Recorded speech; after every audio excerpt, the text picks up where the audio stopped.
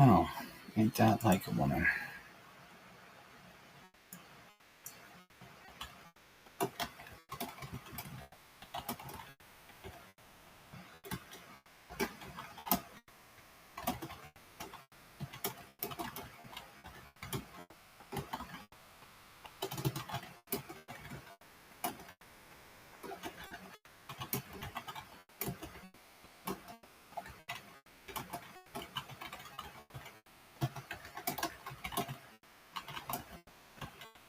Okay, hello everybody. I don't know what the hell happened, but the microphone just muted all on its own here. So hold on. Welcome everybody to the Red Pill Nation Hangout number 430. I am your host and still somewhat sane creator of the Red Pill Nation Hangout Naroki 5. With me tonight is my usual partner in crime, Rearson. I don't have any snappy descriptions or comebacks for him. But as long as the cum isn't on my back or anywhere else on my body, I don't care. Exactly, and we all know. Just remember, folks. No standards. I don't care about what YouTube does or how many followers I get on YouTube or whether I lose my YouTube account or anything like that. So screw that. But after a very long absence, Wilbur Witt is back for a rare appearance. Wilbur, introduce yourself. You might want to unmute your microphone first. There is the phone. Can you hear me? Yeah, I can hear you just fine. You sound good, actually. Fantastic. Good. Because it was a bear getting on here. Welcome, everybody. I'm Wilbur Witt. I am from Austin, Texas. And I currently make movies. And I've been on this account here before a long time ago. And I've been through the mill quite a bit getting to where I'm at now. And that's why my absence. I read the program tonight, and for the first time, most of the things on the program, I can probably chime in and give some good, interesting information and plug myself a little. Welcome back. Yeah, I'm just gonna say right off the bat, it's a very politics heavy opening on this. A lot of things are happening in very, very fast time.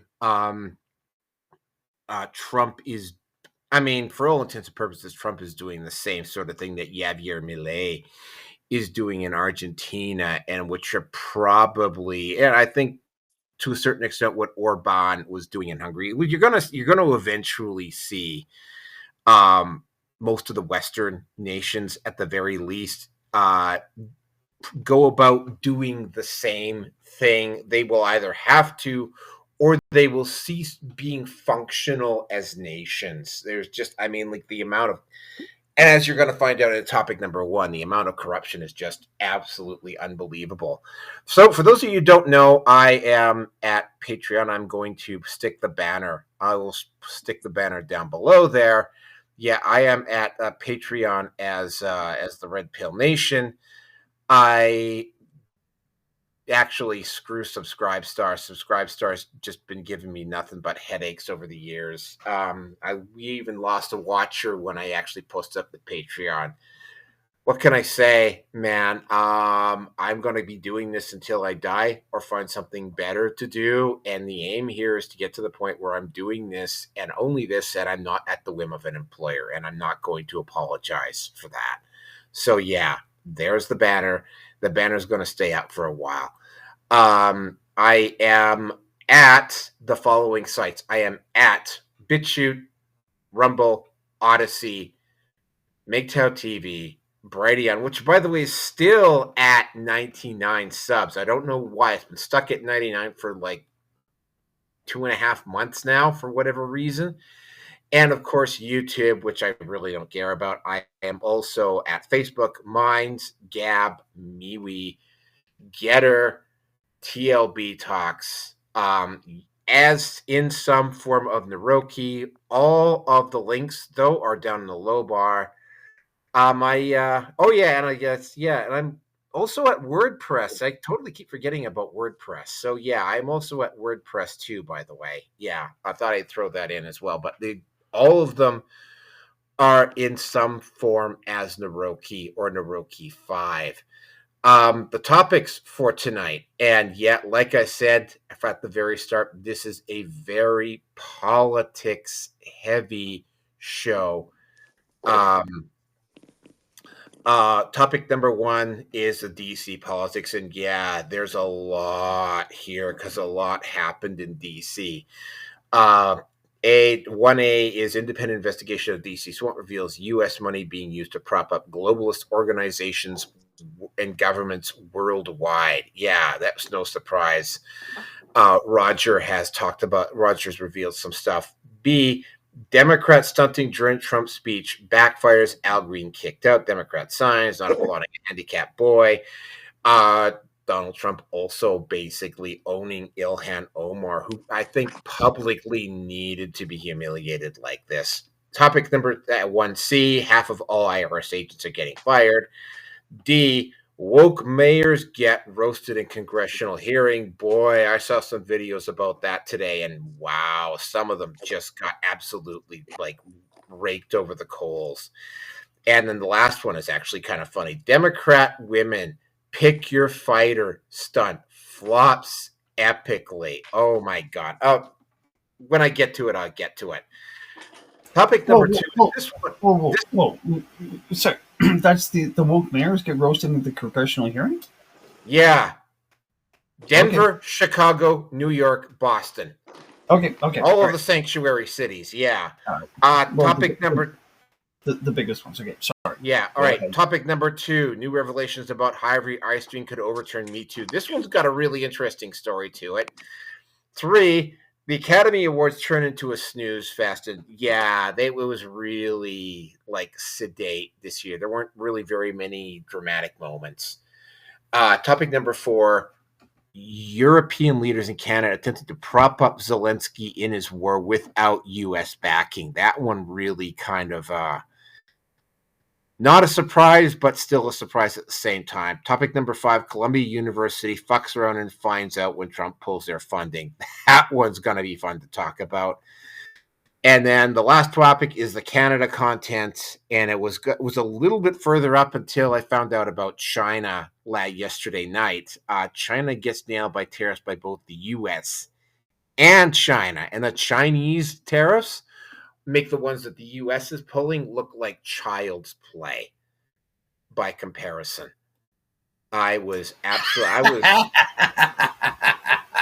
Oh, fuck. I'm going to have a heyday with my fellow Canadians. Yep. All right. So without any further ado here, though, let's get into let's have everybody introduce yourself. Rearson, starting with you. With me, what, for introductions? Yeah, introductions, yeah. Well, what can I say? You mean you've already said it already. Norky and I... Yeah, let's try that again.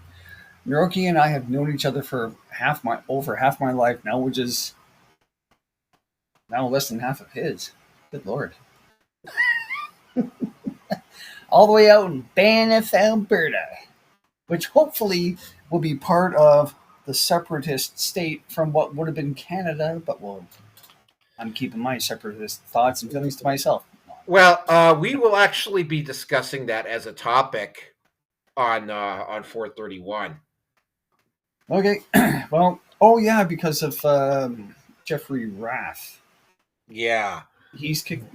Yeah, that's interesting. And all I'm going to say to any American listeners, Alberta's probably the most sane state you guys are going to have as a possibility of option expanding north of the 49th. Take Saskatchewan, the interior BC, and I don't know, but the south part of Manitoba. Exclude Winnipeg. Exclude Winnipeg.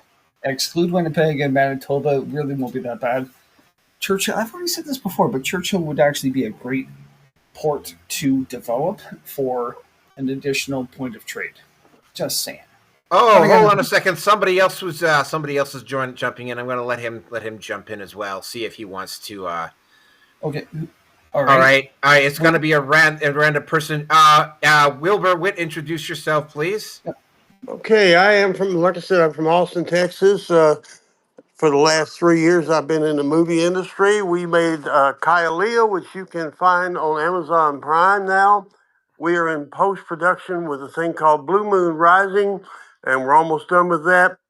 And we're developing a very interesting movie called Carly, which is the joy of my world. I love that I wrote that. We in Texas are very, very interested in you guys in Alberta becoming part of us. Wilbur, I was going to say, man, Alberta's regarded as being the Texas of Canada. I heard. And well, I think at some point this year I'm going to be able to financially be able to do this. Norky, when I'm actually able to be much more free, I'm going to tell you what my plan is and how I'm doing it. But Wilbur, if I can do it, I'm coming down. We got to meet, and I need to meet fellow Texans. That's all I'm going to say. A northern Texan, two southern Texans. There we go. Hey, Pam, you want to buy him lunch at Papa Do's when he comes down? Okay, you got lunch. When is South by Southwest?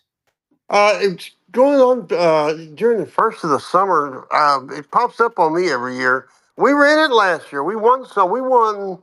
I got to do this right because all the people in my staff are listening probably. We won about 40 national and international awards for Kyalea. And I believe South and Southwest was in there somewhere. I know we won a big one in Georgetown, Austin, that area. We took cons. We won cons with Kyalea. Just for the script, we hadn't had time to film yet, so the only thing we had to send was the script, and we won the script of the year or something. I'll have to have a conversation with you after the show, or maybe tomorrow. Okay. I have. Georgetown, really? Yeah, Georgetown. I'm a alumni of a rather famous film school known as Vancouver Film School. I've done some film stuff. I do actually have a channel. If I could go down to Texas and start working down there, maybe like League City keeps coming up as the most pleasant place for me to move to down there. Well, League City now, Texas is so large and diverse. You have everything from deserts out in the El Paso area. League City is Hawaii. Okay, it's Hawaii. Oh yeah. Salt water and beaches and barrier reefs and like Australia and all that kind of stuff right down there in League City. Austin is. Isn't Austin purple at best? What now? Isn't Austin a purple city at best? It changes complexions like a chameleon. Basically, everybody in Austin gets along. Pretty much gets along, you know. They're very diverse, very artistic. The fact that we started there with the movie company, we got a crew. I don't know how many people we got in the crew, but the last time I counted, it was about 40 people that work with our crew now, and they're very, very diverse, and I mean that emphatically. Well, I mean, a few years ago, Austin probably would have been the best fit for me. I'm not going to go into all the details here because Vilia Laka is here. He just jumped in because I threw an invite open to everybody. So Vilia, don't know you. If you behave yourself, you're more than welcome to stay. Behave yourself with the way our past behavior has been. Oh, good Lord! Look, if you're in League City, you're only a couple hundred miles down 270 to Austin, and you will see Austin. If you're working in League City, you will work in Austin too. Okay, well we can talk. Yeah. Oh, it's you, Via. It's Belial. No, Naroki. It's Belial. It's Belial. Okay. Oh shit! This asshole. V, is that you? V? Is that you? V? Yeah, it's me. It's Detective Plano. Yeah. Hey, hey, guess what? We're making the whole Carly. You know the movie I just mentioned, guys? Okay. Yeah. One of the main characters is Detective Plano, who he catches Carly, but he has to let her go because she's a Danite, and that's V. He's playing the part. Yep. Hey, V, Oh, how do you interesting. feel about being in a movie, man? What's Huh? that? How do you feel about how do you feel about being a part in a movie? Well, I gotta get my hands into everything, every kind of media that there is, man. Just as long as Hey, it Got doesn't comic book involve characters I homosexual need to get stuff. out. I tell y'all what, I'm gonna drop a plug here real fast if this man's on the line. He's got a line. I gave him a line in this movie that is so good. This little girl runs around cutting people up, tracking down traffickers and stuff, in the dark. But Reed plays a detective who's out of Scotland Yard, retired. Then he worked in L.A. and now he's up there in Utah. And he's telling one of the guys that's trying to look her up. And he's got a beautiful line. He says, "You don't understand her. She is a Danite. She's on mission. You're trading your life for a little kiss in the dark. She will cut your throat from ear to ear because she loves you." And he got that line. Hell hath no fear like that of a woman scorned. Holy shit! I Oh like no, that. no, sorry. I'm thinking. What's that fucking movie with Douglas and Sharon Stone? Fatal Attraction. No, that was Glenn Close. Sorry, Glenn Close. Ooh. Women are fucking nuts. I'm just All saying. right. So, like I said, the topics tonight. So now that everybody's introduced yourself and we're gonna get let's just get the whole list. Let me just do a timestamp here before we get this going here, because the first part is gonna be, like I said, it's a very politics heavy start to the show tonight. It is a very heavy duty politics heavy start to the show. I'm happy for this one. So topic number one. Well, what can I possibly say about topic about N1A? This was the first thing I added in, and absolutely no surprise, because this is something that Roger was talking about, like revealing about how, first of all, USAID or USAID had a bad reputation for decades before it even started on this. It's really clear that, that's, and by the way, I have a very suspicious feeling that Soros is going to get either. Soros makes an appearance in the United States anytime in the next few months, he's going to get fucking subpoenaed. There, because another topic we're going to be talking about on the show next week is the fact that Soros used Act Blue to fund at least 5 different organizations to protest Tesla dealerships and city count and what you call red cities with city council. And of course, they did some looking around because, of course, Act Blue has to make its accounts public, and they found out that there was direct money from Soros to Act Blue to these 5 organizations. So that will be for next week. However, the whole situation with this is the fact that the when they cut off funding to USAID, a lot of this stuff happened, and then of course, Doge is slowly spreading out into the other departments. And one of the places that they looked is that I can't remember what the specific department is in the U.S., but it involves foreign services. It's not USAID, but they found a huge slush fund that was funding, again, transgender, environmental, and far left leaning activist organizations across the world, including, and They didn't even try to hide this, by the way. In particular, Brazil, it's very, very clear that they were targeting Bolsonaro, and they basically threw everything they had at Bolsonaro, which kind of doesn't bode particularly well for Javier Milei, because they probably will go after Javier Milei in the next election. That is probably like beyond question at this point.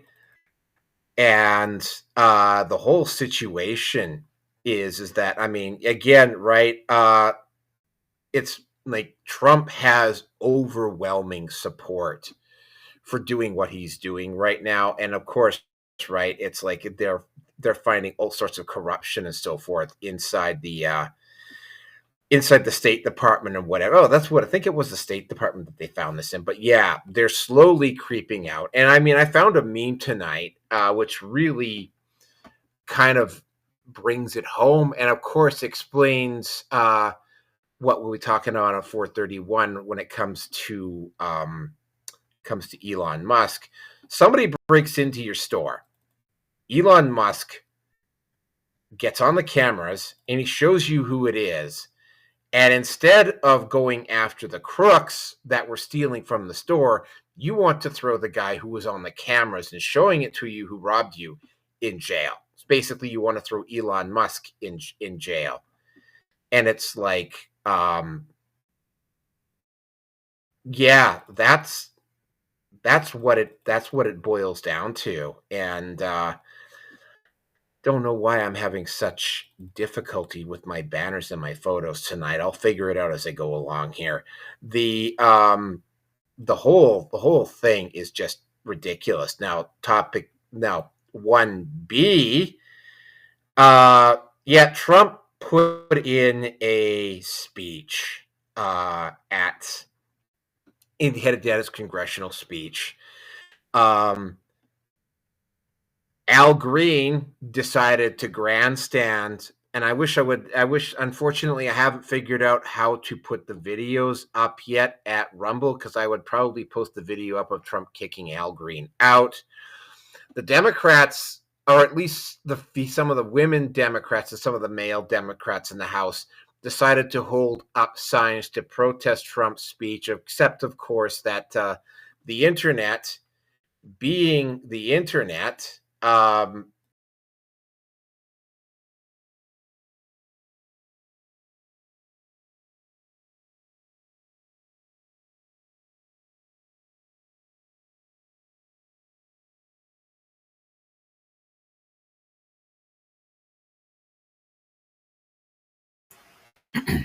Naroki, anybody else can hear me? Because Naroki went dead on my end.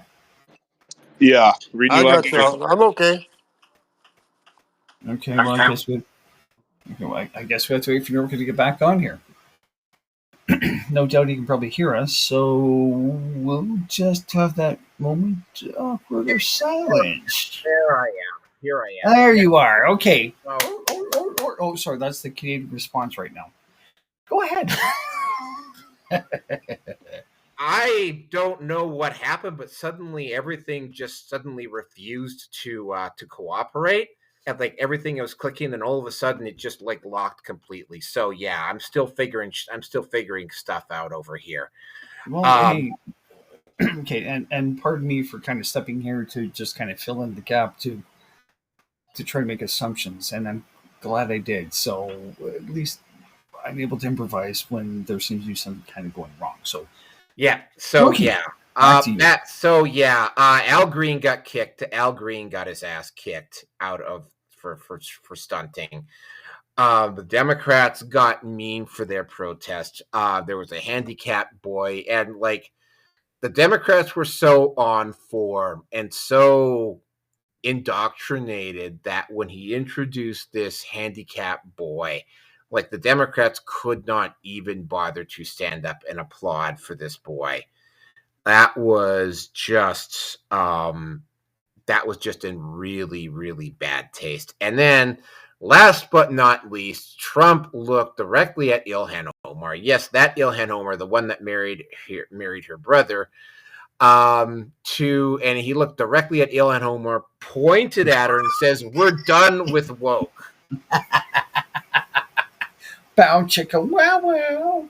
And there was a camera that was on her. She did not look happy, but Ilhan Omar, she got kicked. She got kicked out of the Foreign Affairs Committee a couple months back for clear conflict. She got kicked in the teeth. I'm sorry, but if there was a camera shot on her immediately, that was planned. That was planned. In advance. Well, I mean, I got to remember something. Ilhan Omar was the one who organized the. She's from Minnesota, right? Yeah, she was the one that organized that huge anti-Trump protest when Trump was campaigning back there in 2020. So, yeah. Hey, does anybody know what Pelosi was drinking? It was probably alcohol, and it was I know, but I couldn't tell if it was gin or vodka.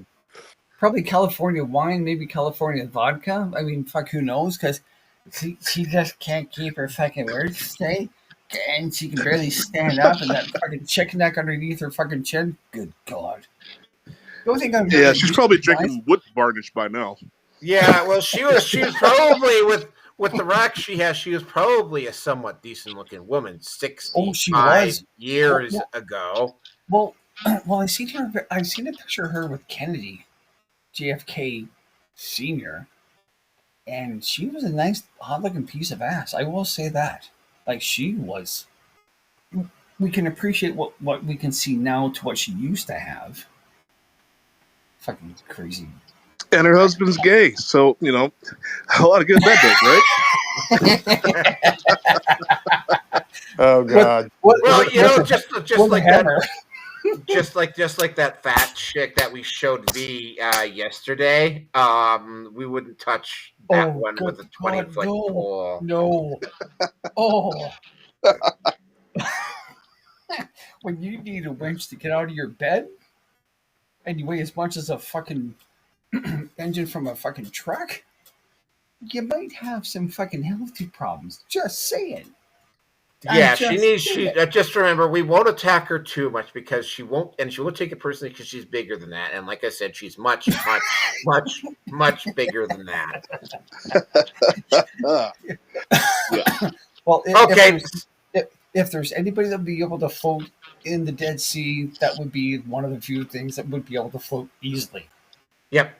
Okay, so topic 1C, the IRS. Yeah, as we all know, Biden hired a whole truckload of IRS agents. We all know why he was doing it. They made a whole bunch of changes to the tax code with that one of them coincidentally being any purchase over $650, which just happens to be a little more expensive than your average firearm. And I think that's probably why they did it. But I mean, yeah, very, very clear why the Biden administration hired those agents. Yeah, they're all gone. Like, the IRS has been cut in half. Also, Trump has made it very clear that he wants a new revenue generation, which it kind of explains the tariffs to a certain degree. He wants a new revenue generation system that does not involve the IRS. So the IRS, and I guess given enough time, he might even potentially shut down the Fed. The IRS is probably going to get phased out. And you're probably going to start to see that with most of the West. Again, like most of the Western nations are going to have to restructure economically and culturally and socially, or they're just going to cease to exist. And by the way, Canada is hanging on by a thread at this point. 1D, the woke mayors. Okay, the mayors of Denver, Boston, Chicago, and New York all got subpoenaed and all showed up at Congress for a hearing. The mayor of New York, Eric Adams, has been cooperating a little bit because the Democrats have been going after him, and he pretty much sailed through without a hitch. the mayor of Chicago, and you got to remember here, Chicago politics is really from what I understand. This is the same city that gave us Barack Obama. I should point out, Chicago politics is mean and nasty and vindictive and edgy and corrupt as shit.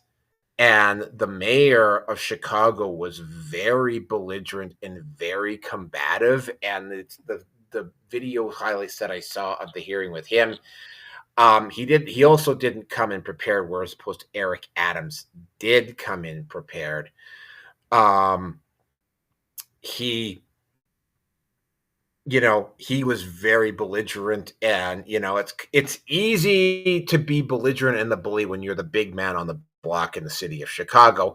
It's not so easy to pull that off when you're sitting in front of like 20 or 30 congressmen. By the way, I will also point out that I can't remember which woman this is, that bald black woman kept trying to run interference for the mayors through this quite frequently.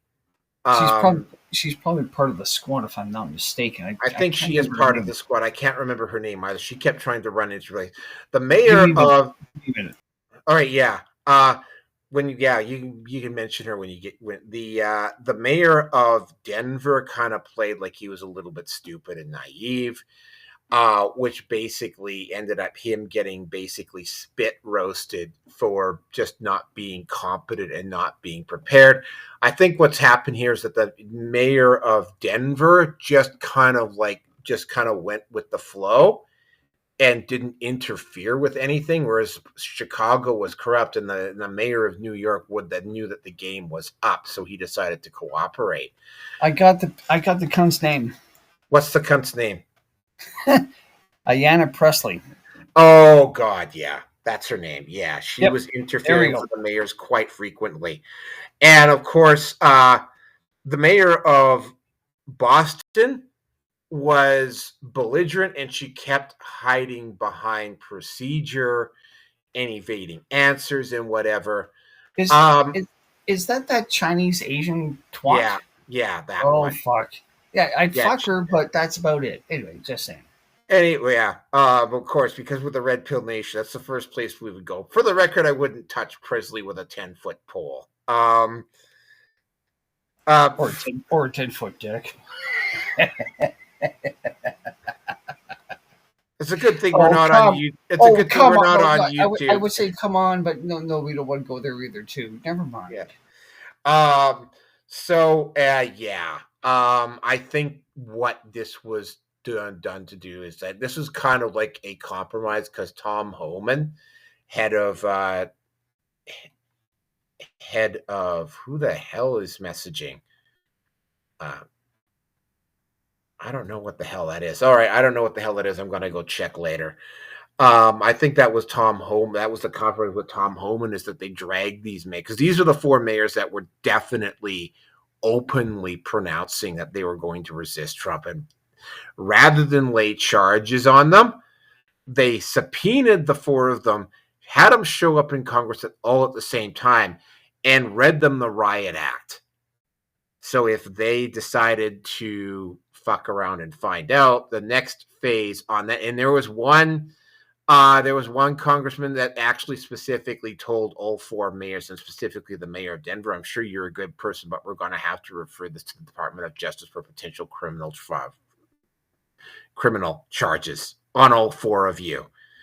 And the last one, and this one was just brutal. All right, I'm going to give credit and kudos to these Democrat women in the House for attempting this idea. It was a parody of Pick Your Fighter, and they had AOC, and they had several Democrat women fighting for women's rights, and it was like Pick Your Fighter, and it just tanked. Except, of course, if you're on the MSN, if you're listening to CNN or MSNBC, then it was effing brilliant shit. But it was just a joke.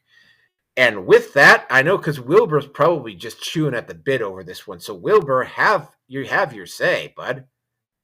The main thing I want to zero in on is that young man that had the brain surgery, the 13-year-old.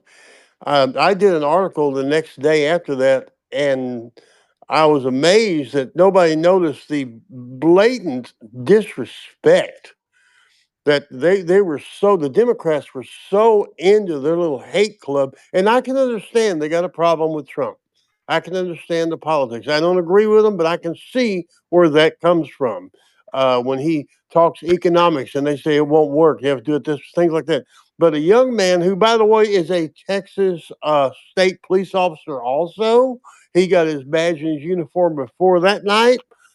He's in several other police departments in an honorary role. He's been picked on in school because he is so straight up. He's got a radio voice, V. You wouldn't believe it. He's got a radio voice. And the fact that those people over there couldn't stand up that one time in the whole speech with this young man and applaud him and commemorate the fact that he's still alive, stuff like that, was deplorable. It was deplorable. It shows what the Democrat Party has gone to. As low as they've sunk. I was in 1969, 70 or so. I was a Lyndon Johnson Democrat, and we all were proud to say we were liberal Democrats. Lyndon Johnson, all that. But something happened in the 80s or something, and they went nuts. They went completely nuts. They started throwing money around like they were going to stop printing it tomorrow. They taxed the air, literally the air we breathe. They just went nuts, and Texas flipped to Republican. When I was in high school, it was ridiculous for a Republican not to even run for office, but we had to have two parties, so they would always find somebody. But when it flips along about Nixon-ish, and after that, Ronald Reagan and everything, it really flipped. It really flipped. And this stuff about Kamala Harris, oh, it was so close, and it was so, and they're still saying, well, he didn't have a mandate. It was so close. Shut up. He took all 7 swing states. Just be quiet. You know, almost the whole country turned red. And he took it by storm because everybody across the country, red, white, black, and blue, was tired of what had been happening for at the last 4 years in particular. Okay, when we had Mortimer Snerd up there in the White House, but I think honestly, the last real president we had was Barack Obama. He was the last real president that we had, and after that, it just went straight to hell. Yeah, back to y'all.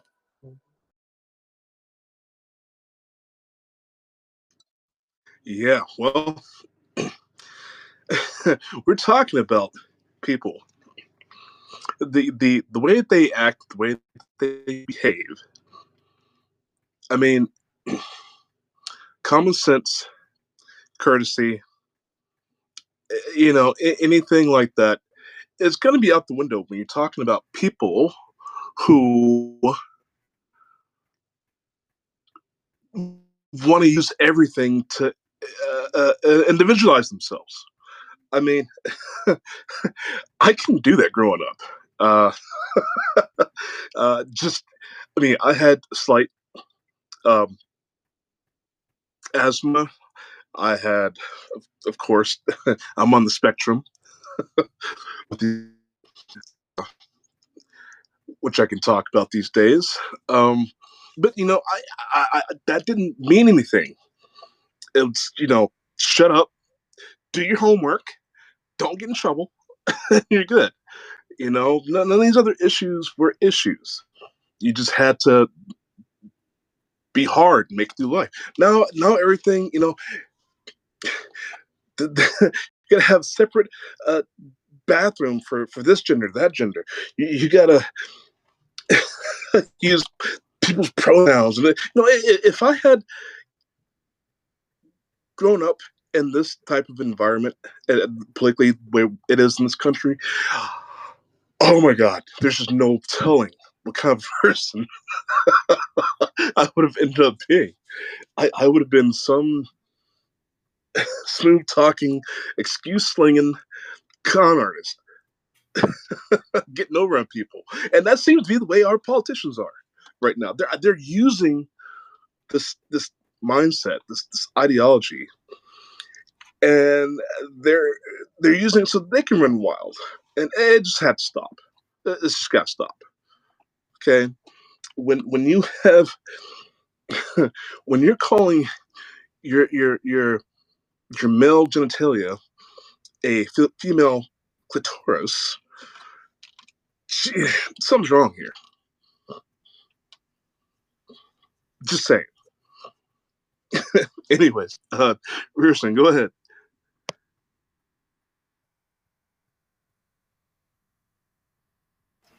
All right, my apologies for being a little bit late to unmute myself here. Oh, God. I mean, with everything that's going on right now, it's down is up and up is down, and independent investigations of the U.S. swamp reveals U.S. money being used to prop up globalist organizations. Well, I've already been fucking saying this. I mean, when I've seen and heard that the likes of George Soros, you know, that multi-billionaire Kazarian mafia survivor, I'll leave it at that, because Norgan and I are not going to agree on that, has been doing his best to destabilize the U.S. And there's a quote by him to basically saying, if I can basically, my greatest achievement, I hope to be, something to the effect that my greatest achievement I want to accomplish in life is to turn the USA in on itself, something to that effect. So I've heard of organizations that he's a part of through USAID are getting in excess of $20 million each or total. I don't fucking know, whatever the case may be. And again, I've heard of attorney generals, AGs, that he has been backing to get campaign funds for through USAID. So, yeah, I'd fuck that fucking bitch's face into the fucking ground. Back to the topic there, Rearson. Oh, that is the topic. If I could, I'd make her fucking choke my dick. Anyway. God. Stupid Boston dumbass twat. Fuck. I'd apologize for being in the middle of a red pill rage, and I'm still dealing with it, and I'm going to deal with that one soon enough too, and that's going to be interesting. Anyway, this whole thing with U.S. aid is nothing more than a massive smokescreen for corruption on a scale that no normal individual can conceive, and it is as pervasive. If it is as pervasive as I believe it to be, there really is going to be no limits. So there's a massive rude awakening to all of this. Democrats stunting during Trump's speech. I heard about that. I didn't watch the whole damn thing. But I mean, they're happy to. Well, I mean, it's no different than what we've seen in Canada, in Parliament, where Parliament was on their feet for giving a clapping ovation to a Ukrainian Nazi that was fighting against Germany, and then they realized what they were doing and just kind of went, "Oh shit, this ain't so fucking good," and the whole damn thing backfired. I mean, they're happy to grandstand for something outside of the U.S., but when it's an actual citizen, oh my god, sorry. I'm going back to a Q post way back when, and I realize I'm part of the old conspiracy theorist community. Guess what? Don't care.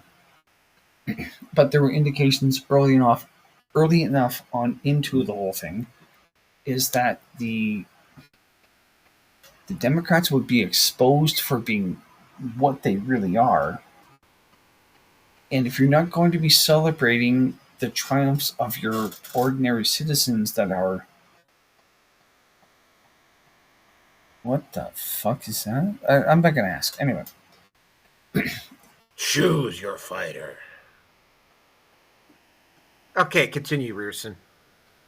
Yeah, I'm after about 10 seconds of that picture leaving the screen, I'm not gonna remember that woman to begin with anyway. Sorry, ladies, that's how guys are. Anyway, when we've been shown enough of the time as to what the Democrats are, what they're like, what they support, because they're so corrupt, their souls are darker than coal. I don't know how else to say it. The more that the left is going to be exposed to the general public as to what they really are, the more the general public will not get behind them. I don't care anymore. Like I really don't. I mean, I've been waiting for these moments to come about. Half of all IRS agents are getting fired. Well, I've heard somebody basically say, if I was Trump and I gave half the IRS staff the option, you can quit or you can stay on, the people that quit are the ones I would hire back. It sounds a little bit strange, but if you think about it, the people that are there to do their job and to uphold whatever I hate using the word mandate, because a mandate is basically, it's a request. Sorry, but it is. But those that are there to hold up, those that are there to uphold the mandate, and they know they can't uphold that mandate, quit. You bring them back, and the people that are going to stand, you're going to turf your ass. Look, mayors. Oh, good God! I think it was the mayor of Colorado, of Denver. Yeah, that mayor that got roasted by the mayor of Denver that got roasted on live video with Trump. Fuck. You dumb fucking cunt. You open your goddamn fucking mouth to the most powerful man on the planet. Well, not just the most powerful man on the planet, but the most powerful man on the planet that will throw it back at you, who has the financial resources and the legislation to make your life difficult, and you couldn't keep your fucking mouth shut? Oh, Tom Homan. Somewhere in Ontario. Oh no, that's Quebec. Whiskey American? Yeah, that's Quebec. That's got to be in Montreal. Yeah, I'm just saying. Anyway, yeah. By the way, yeah. It was Tom Homan who said he was like perfectly willing to throw the mayor of Denver in prison. I remember that quite specifically. Continue. Well, hey, that's fine. Homan doesn't have to hold back his opinions and his feelings. He can more or less say what he needs to, pushing back to dumbass fucking cunts like that, literally.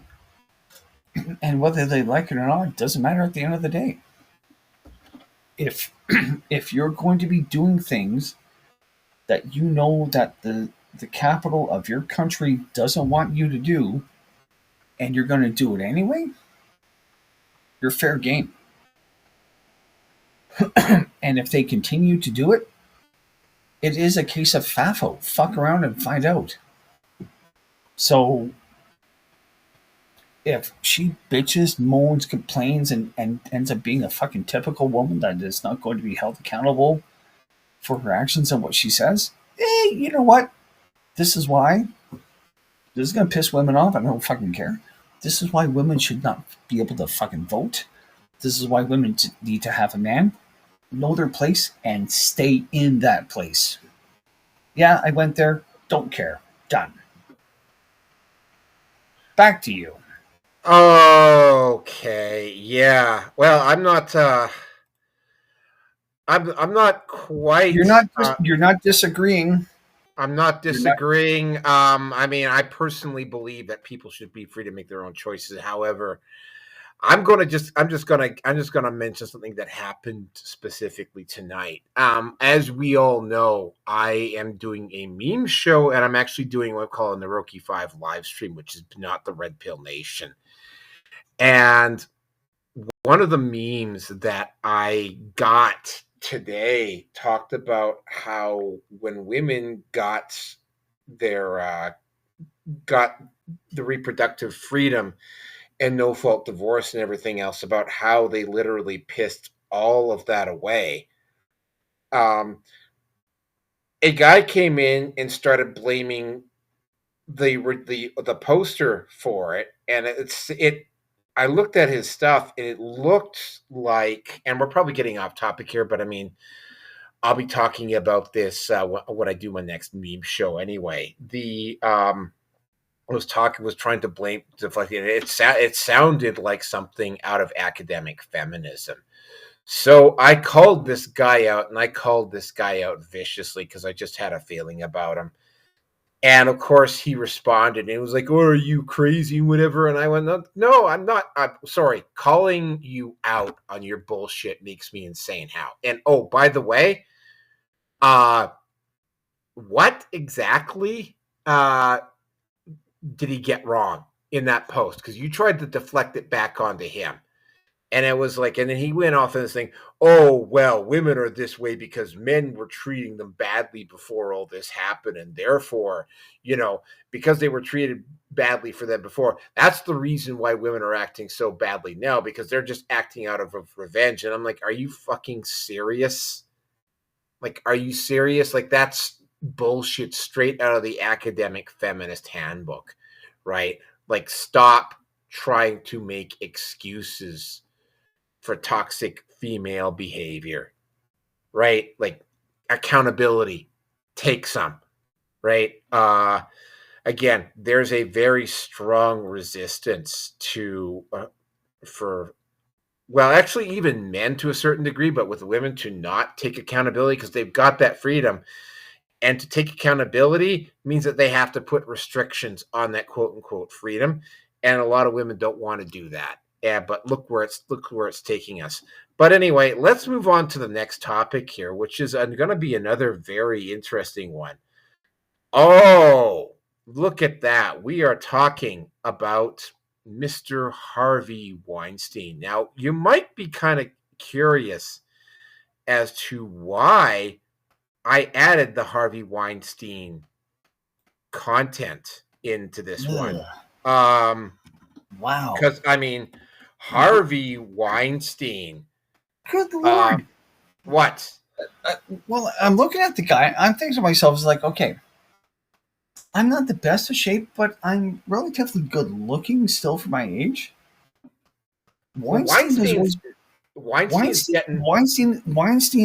is a balding, fat, white male. I mean, if I was gay, which I'm not, there's no fucking way I would go down on my knees to fucking suck his dick. Oh, well, here's the thing about it. And this is, all right. So I feel it's interesting to know his dick hangs to the left. Actually, that's the reason why. You're wrong. It hangs to the right.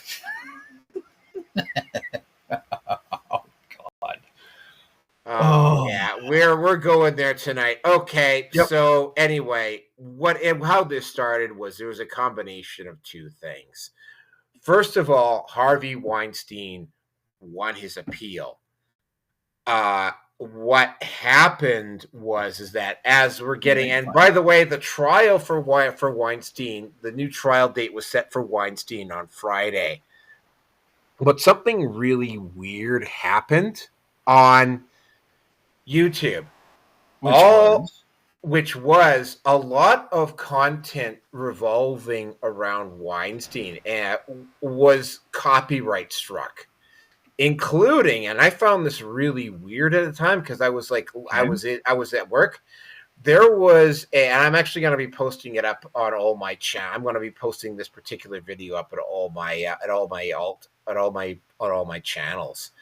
A retrospective review of the movie She Said. Now, There's nothing particularly. Yeah, somebody laid a copyright strike on the movie.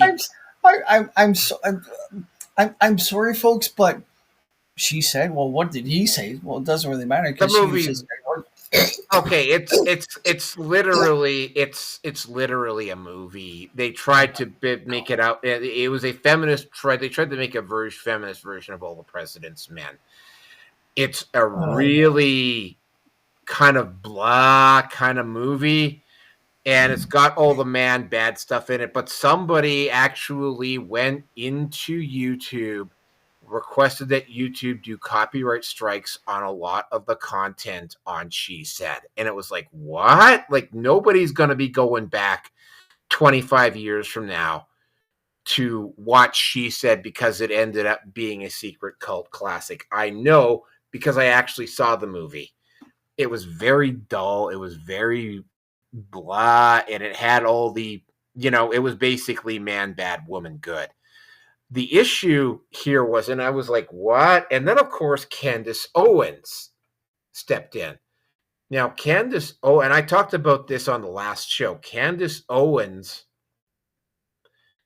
was always a little bit more like, I hope she doesn't turn into Lawrence Southern. I don't think she will. But Candace Owens was one of the few conservative women content producers that was willing to go and have discussions with men in the manosphere. This also became a little bit more important to her because all three of her kids are boys. And that kind of brought it home for her a whole lot more. So she's done interviews with Andrew Tate. She's had other guys from the manosphere on. Like, she is willing to go there. And I remember because we did the review on that. Remember when they had on the Daily Wire, they had all four of those guys and Candace Owens doing that review of the Red Pill. And it's like the guys were totally clueless and Candace Owens was the one who was the most well-informed. Yeah, now you know why. She, after she was busy tearing fucking Blake Lively a new one, she somehow managed to squeeze out an interview. And I kid you not, she squeezed out an interview with Harvey Weinstein. And it is up at her channel. I haven't seen it yet, but I saw the first part where she did an interview, where she did a review of the court case and why Harvey Weinstein won his appeal. Now, as it turns out, and I have to kind of break this down into sections. First of all, the lawyer that the lawyer that represented the criminal case against Harvey Weinstein in New York was a woman by the name of Gloria Allred. Gloria Allred was also the same lawyer who led the criminal prosecution against Bill Cosby. Now, both of those trials had very similar setups to them. Large press conferences, women who started crying their eyes out, a court proceedings that were either closed. The criminal case was either closed or limited to limit damage. I don't know the exact details about Cosby's case, but again, right, it looked like Gloria Allred basically set up a kangaroo court for Bill Cosby. Bill Cosby, incidentally, also won on appeal and is now a free man. Harvey Weinstein, and I will get into my opinions about Harvey Weinstein at the end. She pulled the same thing with Harvey Weinstein. Her chief witness, though, and this is the part that really kind of brings it home with me, with this. Her chief witness, as it so turns out, has a strange liking for older men, like much, much older men. The man that she was apparently with while she was dealing with Weinstein is a man 40 years her senior. Very, like some investigation into Talk about a the grave robber. yeah, My the investigation into the relationship that those two had suggested that there was definitely some sleeping around going on there. She had a very also her journal, which was released as evidence during the trial, but was ignored. Turns out that although she was supposedly violently raped by Harvey Weinstein, and this is what Candace Owens pointed out specifically, and there were multiple people who were watching the feed also noticed this, that, I mean, if you were scared to death of somebody and didn't want to be around them, when you're having an appointment with them, you don't actually put what literally would have amounted to heart emojis now, but heart symbols next to the person you're going to go visit, especially after he's allegedly violently raped you once already. There's also, and this is a very, very curious little incident that Candace Owens brought up. There was a strange email that took place between this woman, whose name I cannot remember, and Harvey Weinstein, where she said something rather suspicious. And that suspicious thing is that at the very end of one of her quotes, when she was trying to get some more work for Harvey Weinstein, was, "My cat needs feeding." Now, here's the thing, and Candace Owens said they weren't sure about this, but the alleged chief witness in this trial never owned a cat at any point. She had a pet dog, but she never had a cat. And what Candace Owens says is that, "I'm not going to imply anything here. Just use your imagination." Seriously, use your imagination on that one. The next part is the actual trial itself. They used what are called Molyneux witnesses, which are witnesses that are not connected to the actual case being brought in to, quote unquote, establish the character of Harvey Weinstein. The lawyer who was representing Harvey Weinstein basically told Harvey Weinstein not to testify in this trial, and for damn good reason, because it looks very much like, that this was a kangaroo court. Also, and I think you also find this very interesting, the judge in this particular case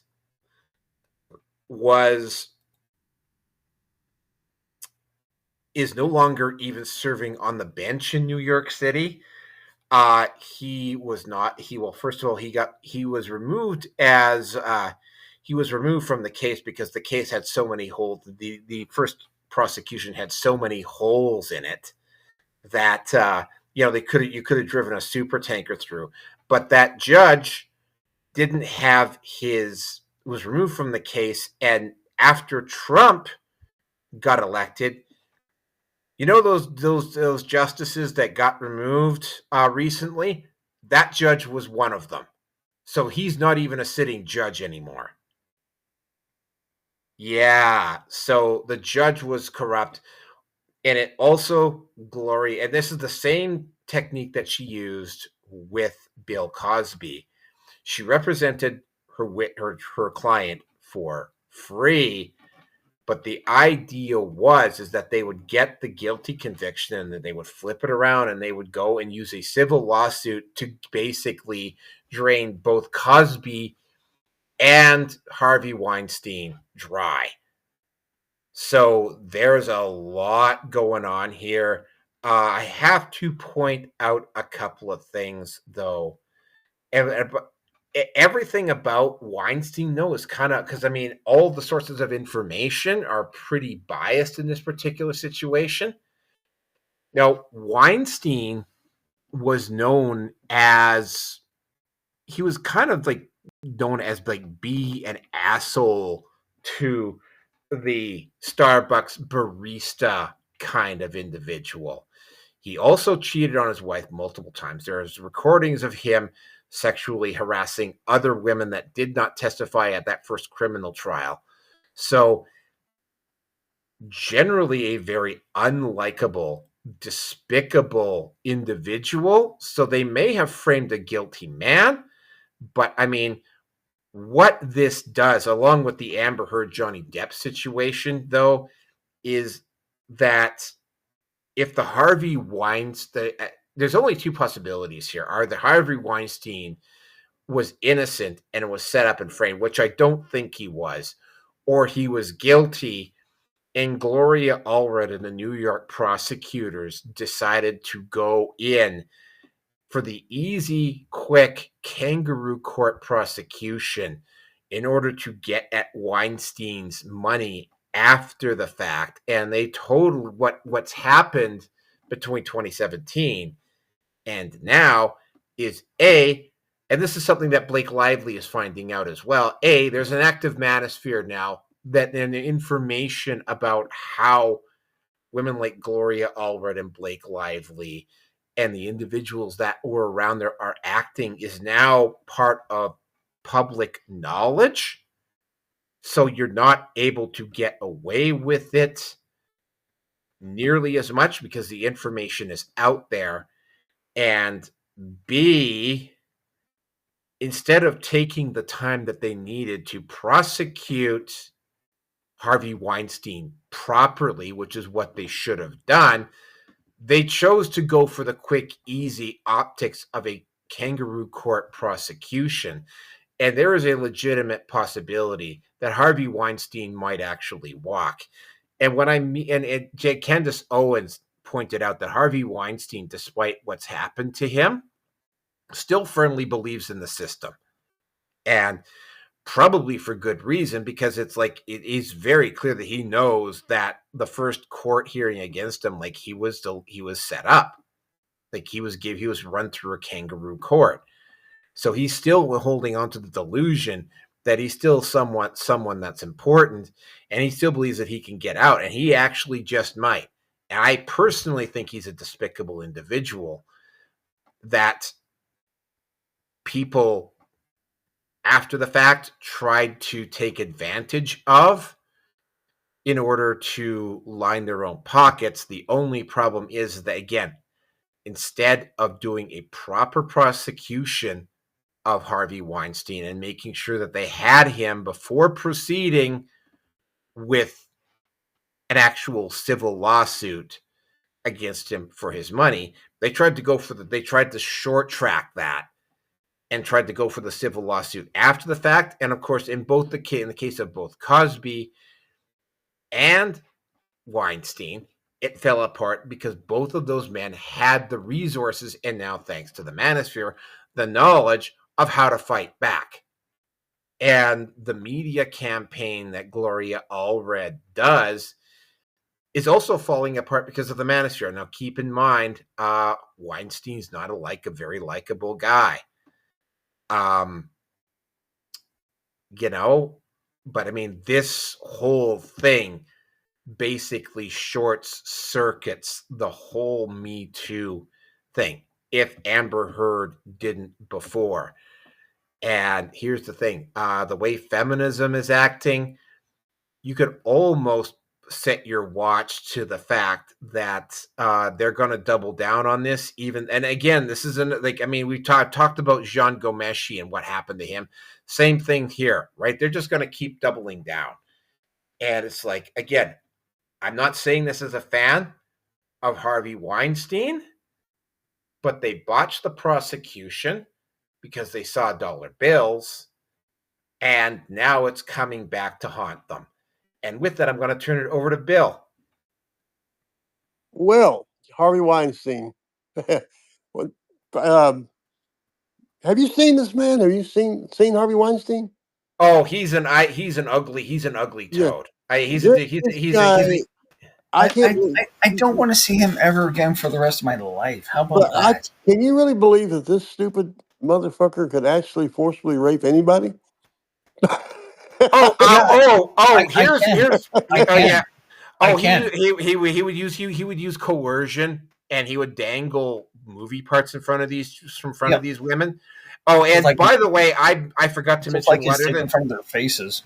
I would also point out something else. He also developed a medical condition around his genitalia, so his scrotum was removed. So a lot of the women that made So you're saying he has no balls? he has no balls. So a lot of the women claim that when Harvey Weinstein raped them, they started talking about his scrotum and his balls, and he doesn't have any. So apparently there was a lot of women that made the claim whose claims were thrown out of court because of Harvey Weinstein's medical condition. Continue, Bill. Well, So- like I said, Oh my god! okay. Go ahead, Bill. How do I approach this? I got all these preachers in Seattle listening to me right now. Just Anyway. just down on your knees. Anyway, I'm in the movie business. Now our company is a nice, clean little company, and we're nice guys and all that kind of stuff. So we don't do anything like Harvey would have done.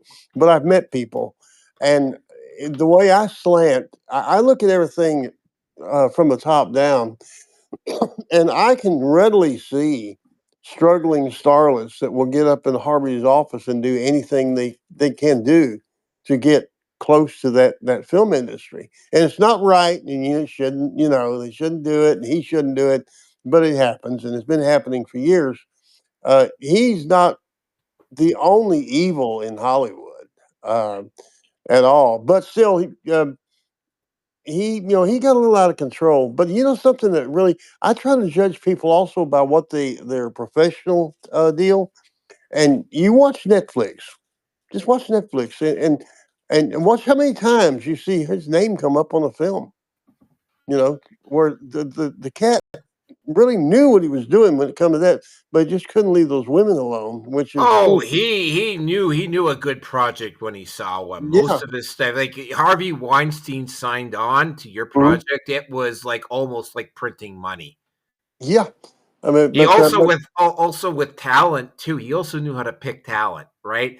But he would just manipulate pretty girls with talent and give them the parts. Like Ashley Judd plays the victim up in this one.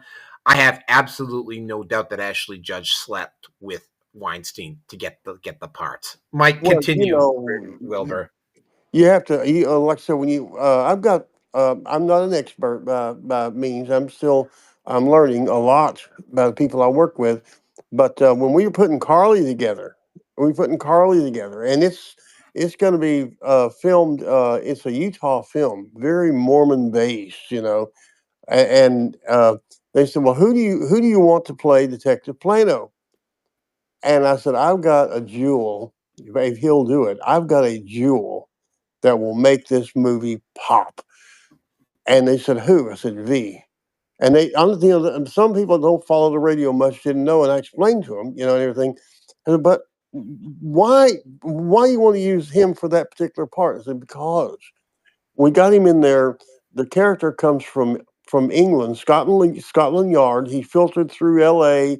He returned. His whole family got killed in a car wreck except his little grandson, and he relocated to Utah, to raise his grandson. And then he kind of got drafted and coming back in the police force because he's an expert homicide detective, and he's got dreadlocks down to his shoulders in Cracker, USA. Now that's what makes the movie cook right there. He's the smartest guy. He's the only one in the whole film that has things going on. Okay, and I think Harvey Weinstein had that same spark where he could spot a winner. When he was this will win. This is a winner. And like you said, it's like printing money because the man knew what he was doing. Now, was he despicable? Yeah. But basically, a lot of people are despicable, but they come up with a good product. I think they rushed him through the trial, and I don't like feminists. I don't hate them, and I don't wish them, ill or anything like that. But I don't like them.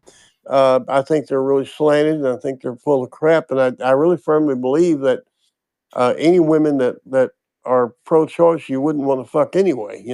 So people are people. But I don't think if Harvey gets an appeal, I wish him the best. Because he's an old man and all that. Diddy, we just got a thing on the wire. I think Diddy got killed tonight, but I'm not sure. I haven't verified that. But Diddy, or Jeffrey Epstein.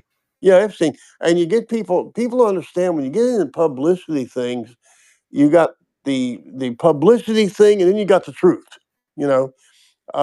Like with Diddy, I didn't look real deep at that case because I'm into the movie thing right now, and I'm not working on criminology right now. But I'm really thinking, okay, now what did he do wrong? Well, Oprah Winfrey went there. Okay, all right, okay, and so went there. Okay, all right, went to okay, all right, Hollywood party. Okay, just like Epstein, they're getting the list of everybody that flew out to Epstein's Island. Okay, all right. But how many of them actually committed crimes? And what was actually done, that justified all that tremendous action, and yeah, of course, um, well, you're picking up young girls in Central Park, and you kind of take them over to Paris, France, and you let them shop all day, and then they get to drop off the island for the weekend. And I know when women are abused, it's a traumatic thing. Carly, the movie we're talking about, that is actually about an abused little girl. Okay. And she goes psycho, so those things can happen. But I don't judge Harvey that harshly. Uh, if you're in that much power and that much money, you probably do some stupid stuff. Anybody would. I hope he does have an appeal, at least an honest trial, an honest appeal, and examine. And like Mr. Cosby, same damn thing. Um, these women go up to his house in Hollywood, or wherever he had a house, Pennsylvania at that time too. Goes to his house. They willingly drink the drinks. They willingly take the pills because they willingly want to be on his TV show. And then they walk in 60 years later. They walk in a court on a walker saying, "And he screwed me without my express permission." Fuck you. Come on now. You knew what the deal was when you walked in there. You know, Shirley Temple. Her mother had to guard her all the time, for the shit that was going on. So anyway, that's just my opinion. And now all the women will be mad at me. I'm not too much of a misogynist. We went down from 10 to 4 while you were sharing. I don't know whether God. I'm learning this interview thing, by the way. I did an interview with the Jackal. I did an interview with the Jackal about a month ago, and I just opened up, and we had a real good talk and everything, and our supporters and our contributors went nuts, and so I have to be real nice and not say things like how many times I've been married and and stuff like that. So anyway, hey V, you still got your dreadlocks, right, man? Yeah. Okay, Yeah, good. they're longer than ever. Hey, I tell you what. There's a scene. There's one scene in this movie where Carly cuts this guy's head off in a car and leaves his head in the passenger seat, right? And in the scene where she's doing the killing, we never show her do the sticking, but it shows her face, and it crossfades from her face looking at him, with that twisted look, and it crossfades to V's face looking in the window the next day, and where is his head? And it's in the passenger seat, sir. Extremely And he I like looks up that. on the mirror. He looks on the mirror. He says, "What is that hanging on the window? That would be the gentleman's testicles. We suspect this was a violent attack." You think? Yeah, Okay. and that was V. Hey, that was V's next line when the patrolman says, "We suspect this was a violent attack." V goes, "You think?" Yeah, I can't wait. Oh, Okay. I'm gonna love this. Yeah, I mean, I am gonna love this. I'm gonna actually love this. We got trying to squeeze Carrie into a part. She can't play Carly because she can't do it. But uh, I want to squeeze her into a little part. We were thinking about making her like a reporter or something, and all that kind of stuff. It's gonna be a fun. It's gonna be a fun movie. It's really gonna be a fun movie, and a lot of women's rights and child's rights. We're gonna go all the way. It's gonna be really goody two shoes crap. But other than that, it's gonna be good and violent too. All right. V, you're up. well, Yeah, so I want to say that, well, so two things with me, and I do agree with Bill on a large part of this, but let me ask: is justice based Harvey? I mean, is it enough to get out his pockets and bankrupt him? Was it enough to send him to jail for a certain period of time, even though he may be getting off the rest of the time? I mean, was justice served? Or is this going to be something that drags on? It's going to be a dark cloud in the manosphere that lingers forever.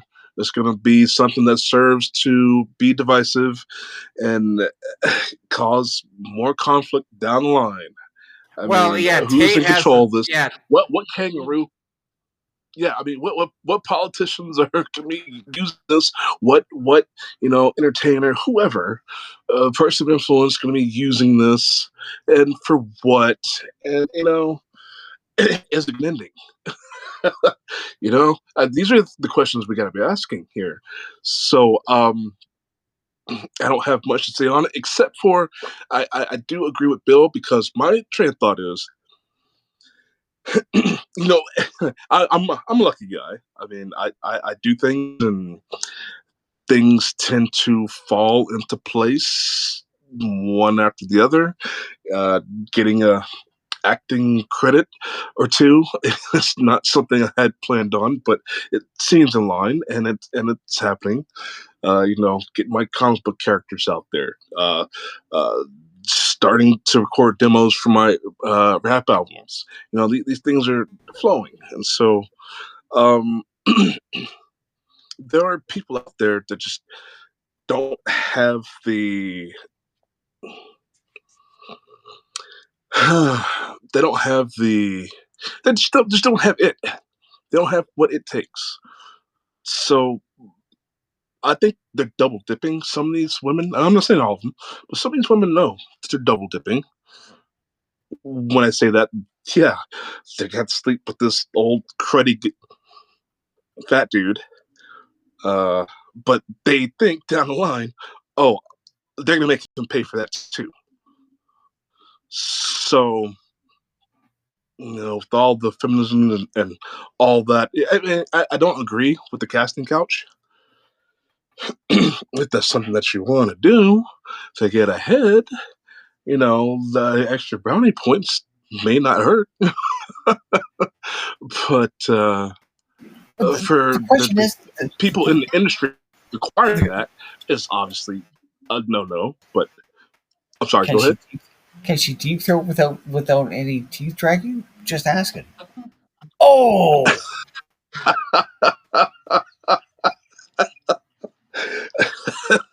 Yeah, she'll knock out her own teeth just to gum you to death. bitch! Don't do that again.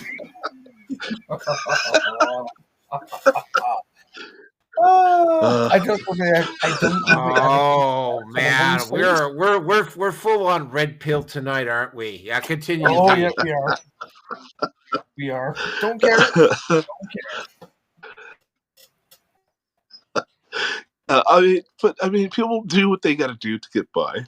Again, I don't think it should be a requirement, but if there is something, I think it would be more genuine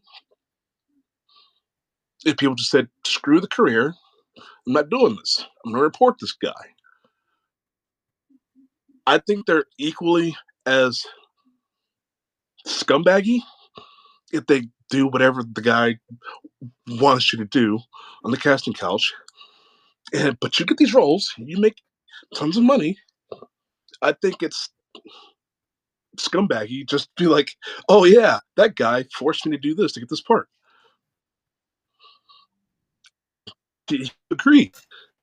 Good God.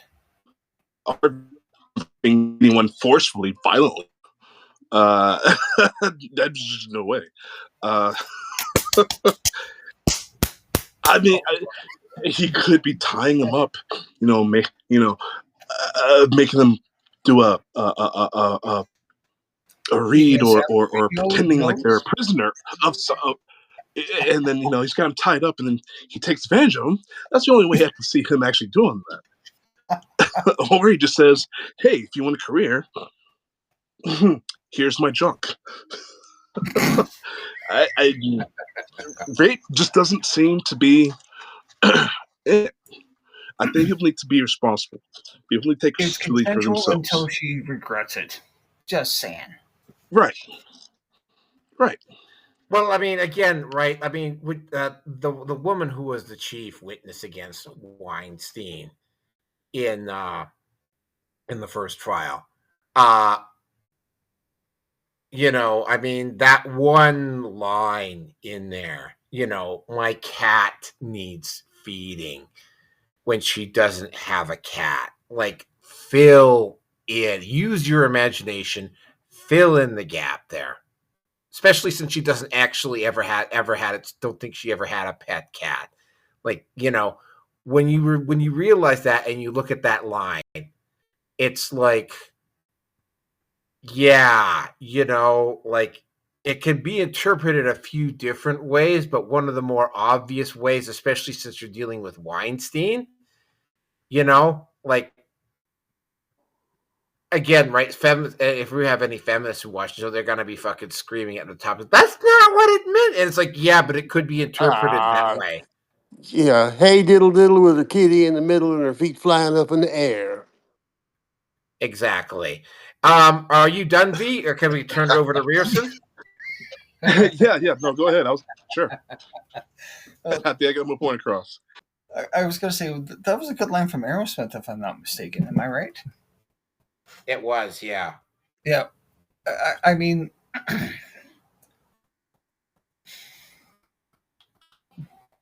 as I said earlier, is that to some degree or another, I really don't think that women should.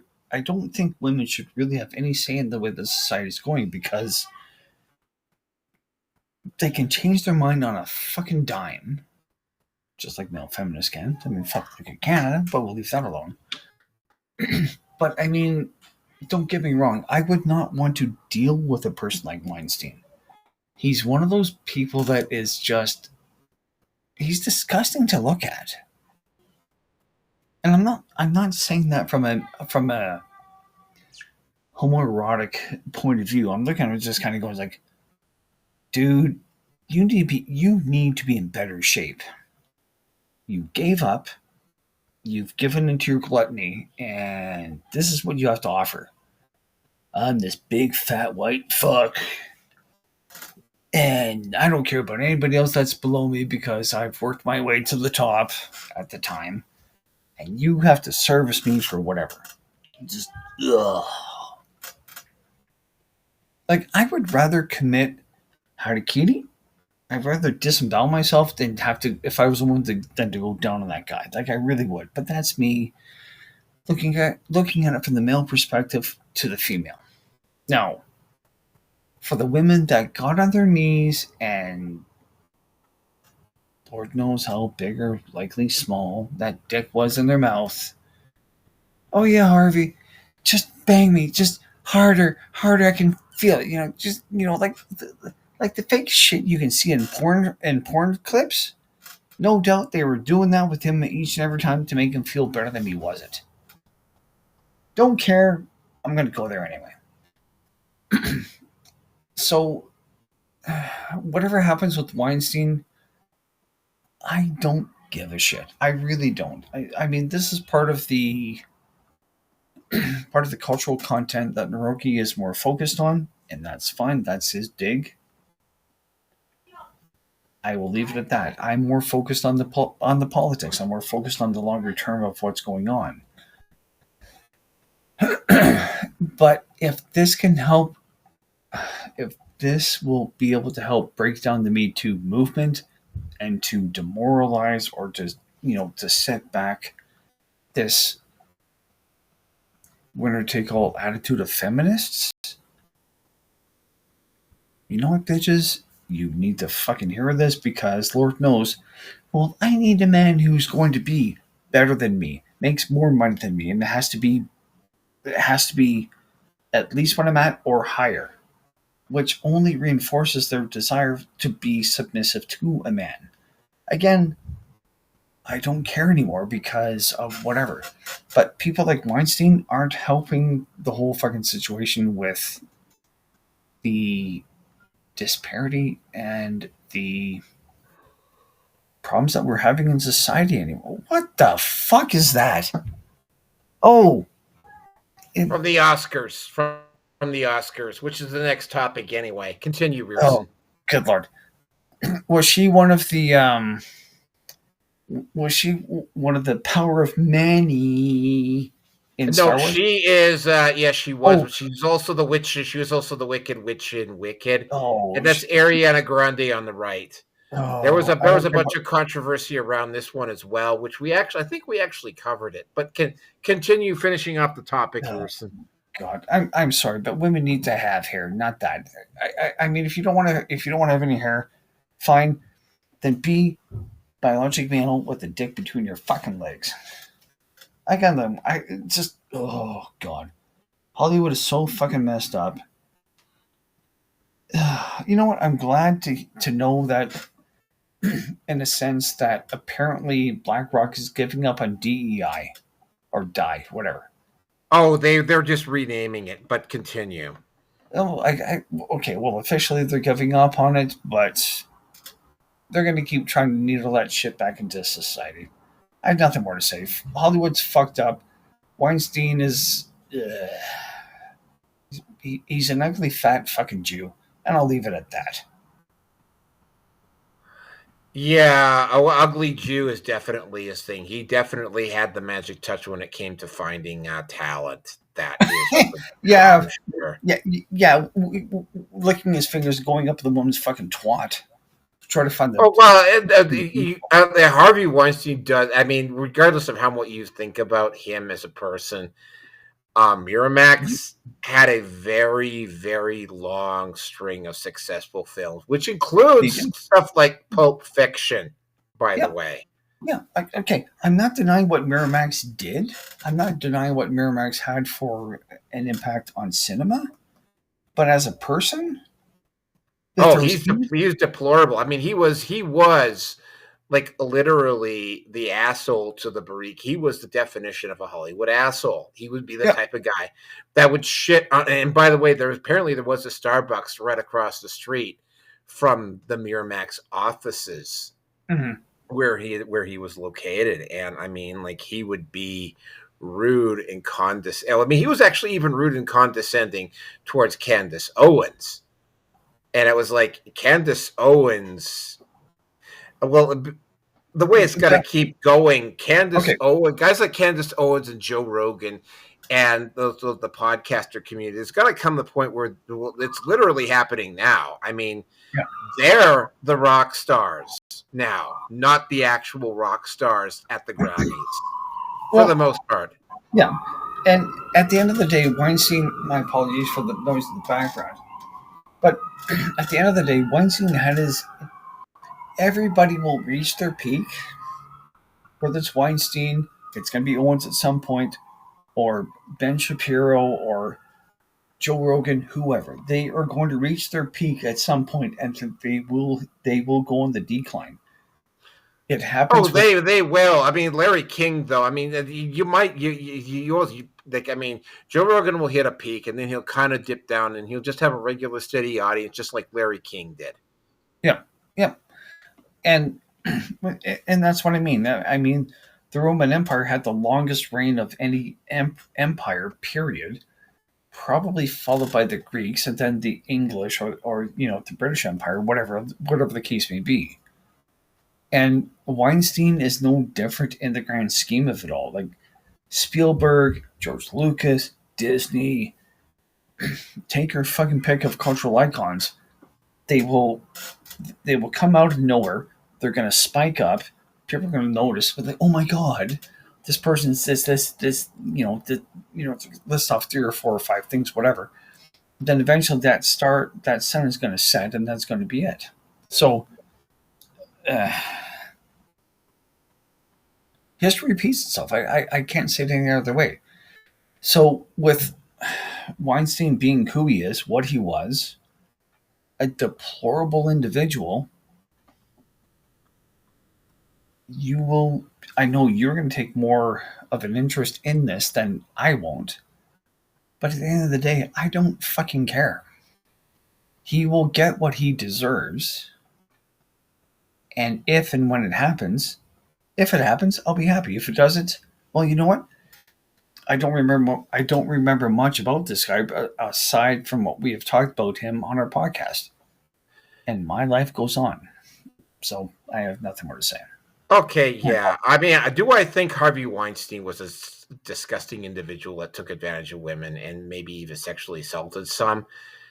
Yeah, I do. Here's the thing. There has been so much lies and so much dishonesty around Cosby, around Johnny Depp, around so much what's going on currently with Blake Lively, with Justin Baldoni. It's just been lie after lie after lie after lie. At some point, and feminists just continue to back these women to the hilt, regardless of whether they're right or wrong. And by the way, you can even go back as far as, say, Emma Silk Mattress Girl, which is back in 2016, 2017, when 15, 16, 17, when that happened, right?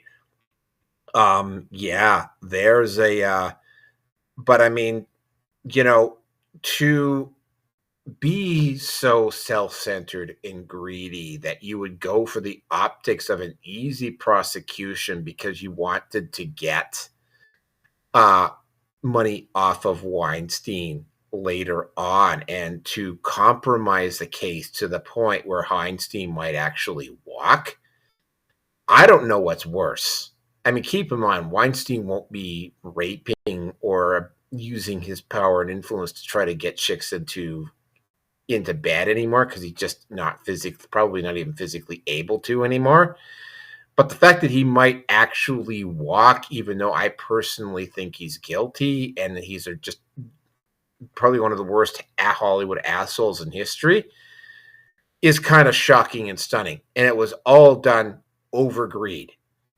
And with that, we're going to move on to the next topic, which, by the way, is also another Hollywood topic. Let me just go in and timestamp this here.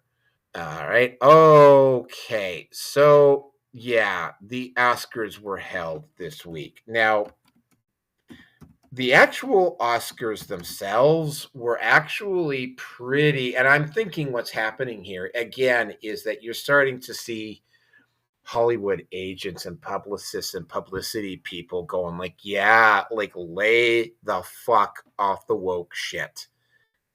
And I think the way Rachel Zegler, don't even get me started with her. But I mean, and it's not just Rachel Zegler. It was also that woman on The Acolyte, whatever the hell her name is. Rearston, if you could feel free to look it up and tell it to me, I would really appreciate it. I can't remember her name right now. But I mean, what the half black chick, yeah. I can't remember her name right off the top of my head here. Half Danish chick? Okay, yeah, sure. Give me have a look. But I mean, it's like there wasn't a whole Amanda Stenberg, yeah. There wasn't a whole lot of big, huge grandstanding. The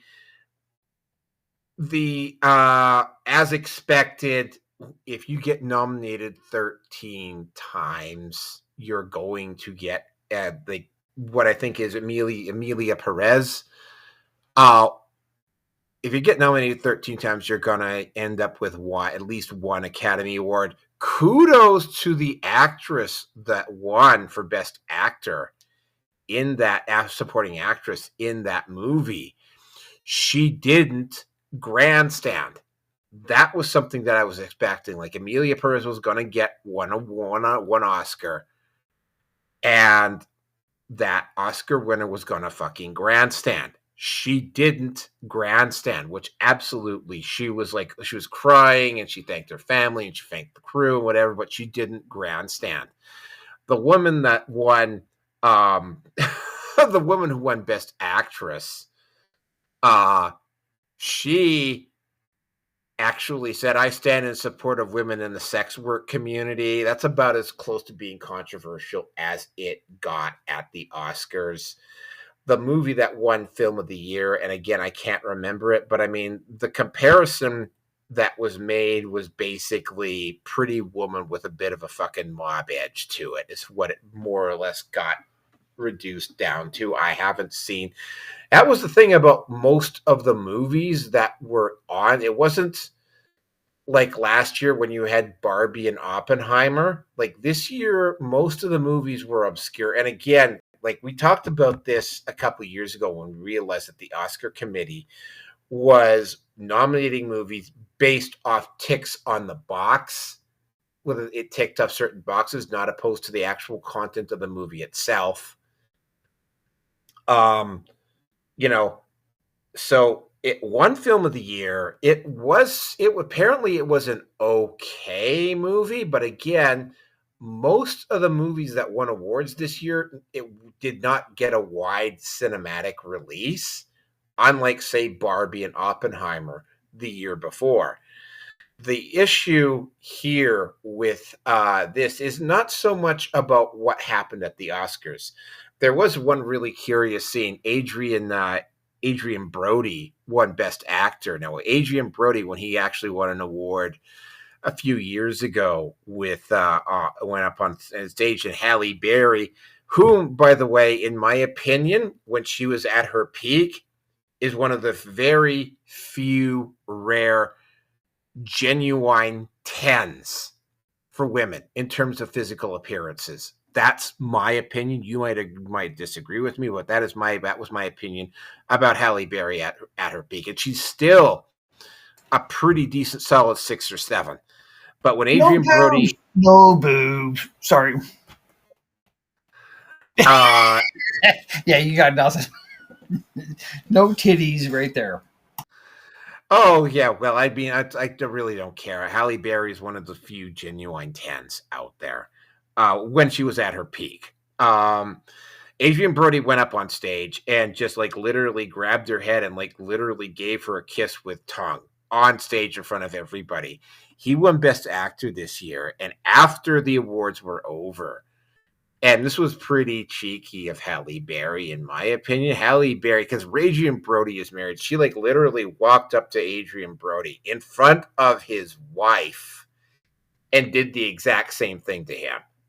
I thought that was kind of amusing. Now, the stuff that really happened around the Oscars was the stuff that happened around it, not actually happened in it. First thing, Am I Racist generated more money, had a bigger profit margin than every single one of the documentaries that was nominated at the Oscars put together. It wasn't even allowed. The Oscar committee didn't even allow the Oscar selection didn't even allow people to vote on it in the first round of selection.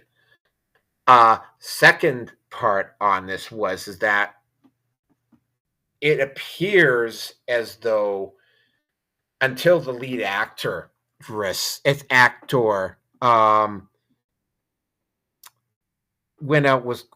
somebody went back through the person's tweets on Twitter and found some really some racy stuff content. I don't know specifically what it was. It looked very, very much like what the Oscar committee was attempting to do, was trying to basically ram Amelia Perez down everybody's throats as Film of the Year, which was really not good because Amelia Perez had something like a 23% fan rating on Rotten Tomatoes. It lost on a budget, by the way, of a budget of only like something like $30 million. It managed, it didn't even get its production budget back. Like it lost something like $50 to $60 million on a $30 million budget. It looked very, very much like the Oscar committee was attempting to fix the Oscar vote to make Emilia Perez the film of the year. Fortunately, it didn't go down, but it looked very much like it was had that one actress not posted up that stuff, that spicier content, that anti-trans content or whatever on Twitter. He would have, and I'm really serious about this, Emilia Perez may have actually become film of the year. No, I ain't lying about that. That might actually have occurred. Other than that, it was a bit of a snooze fest. Oh yeah, by the way, the Oscars didn't have their lowest Nielsen. Their viewership was under 20 million. Again, it wasn't the lowest viewed Oscars ever, but it was the second lowest viewed Oscars ever. So it's very, very clear that Hollywood, the soft power that Hollywood had to dictate the culture, is rapidly disappearing. And it's becoming, and I think Bill Butcher would have to agree with me, it's very, very clear that also a lot of, because it's getting cheaper and easier to make entertaining content outside of the Hollywood system, and the Hollywood has to deal with the unions and the ego. Well, I mean, you got to have a big ego to be able to do what I do, for instance. You don't necessarily have to deal with egos, but you have to deal with the unions, and you have to deal with guys like Weinstein. And by the way, and I've spoken to people in Hollywood about this, they did not get everybody when Me Too started. In fact, they didn't even come close to getting everybody. But yeah, no, the Oscars were, a bit of a snooze fest, and rather unremarkable, the award ceremony itself. But the stuff that happened around it this year really exposed a seedy underbelly, and it also brought into question the actual integrity of the Oscar committee and its voting process. And with that, I'm going to turn it over to Bill. Oscars. Okay. We didn't win the Oscars this year, obviously, but we have got. I've got a couple of statues from France, on there. But one thing I noticed about the Oscars this year, and I never watch them because they're boring, but I did notice when I read the reviews, the rise of the independent film companies, which we are one, is exactly what you said. It's easier to make films and easier to process them now than it ever was. And so you got companies like Paramount and Universal with the huge budgets, but it doesn't help them as much as it used to. When people like us can go in there, but now certain things you have to obey the old rules. And we're SAG, Screen Actors Guild. We are SAG. We When we made our first film, Kyalea, we were blessed with having Rusty Joyner and Miss Ashley Seal play the leading roles, and they took actor and actress of the year in several film festivals in Europe. I don't know the exact number, and I'm not going to quote the number because I screw up when I do that. But see, actor of the year, actress of the year. I know in Sweden for sure. I know that Italy, they're in Italy. Um, I don't know. We actually took one in Los Angeles, Georgetown. We got that one, so we got a good sprinkling of that, and we're an independent. Okay, um, we spent over $1 million or so, or more like two, I think. I'm not sure because other people handle that besides me, but far less than 30 million. But now we're looking now. With Blue Moon, when we got into Blue Moon, which Vic, my partner Vic Quinton, we were still riding the crest on Kyalea when he decided to go ahead and commence filming on Blue Moon because he was captivated by the story with the ghost girl and the cults and all that kind of stuff and what was going on in Delphi. We blended it up with that, and we have a battle scene in there that Rusty directed. By the way, I think he's the director of that, and he played a major role in that film too, with Ashley. She was in it too.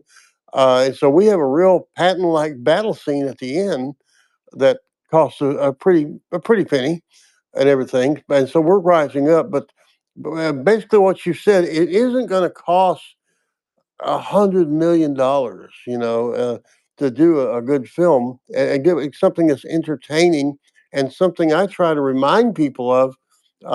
When you go up against Hollywood and the power that they have and the money that they have, and they make $100 million on a film, and everybody says, "Oh, that's pretty moderate. That's pretty good," and all that. And we make 10 or 20 million, right? So, and we get to 10 or 20 million, and then they poo-poo that like, "Oh yeah, they only made that $10 or 20 million." Well, we're from Austin, and you can't fathom how many tacos we can buy with 20 million bucks. Okay, we're on a real budget thing down here, but the stuff we're turning out is quality. That's a lot of tacos, man. Oh, that's a lot of tacos, boy. I tell you, it is. We're um, uh, Carly is going to extend us a little bit because we're looking at filming in Austin, Shreveport, and Salt Lake City. To get one. We've already been up, done a little bit of filming. I think already done a little bit of filming up in the Box Elder County area to get some background and everything. So we're moving slowly into this location thing, and all that. We're gonna be spending more money, but as we get more attention at what we're doing, and we're family based, we are faith based, but we are faith based with a flip. We are uh, common sense. People facing real problems, real issues. Sex trafficking of children and what it really looks like. You know, uh, Carly addresses that very blatantly and on the surface. We even in Carly, I even have a little bit of light language in there. And stuff like that. Uh, we think if we can reach out and touch people with the content of the films, which I personally think is what's missing in the films now, even the winners this year in the Oscars, I didn't see any patterns. I didn't see any um, um, the sixth sense, or even the Exorcist. Nothing like that's being made right now. Nothing like that's being made. And something else I made. I did a video. We released a record, the theme song for the movie called Carly. But I did a video, and for the first time, I used anime. I didn't use real people. I call them cartoons, but it's anime. And my own grandkids here that was watching me make it and going through the rushes and everything. Oh my God, that's genius! Oh my good.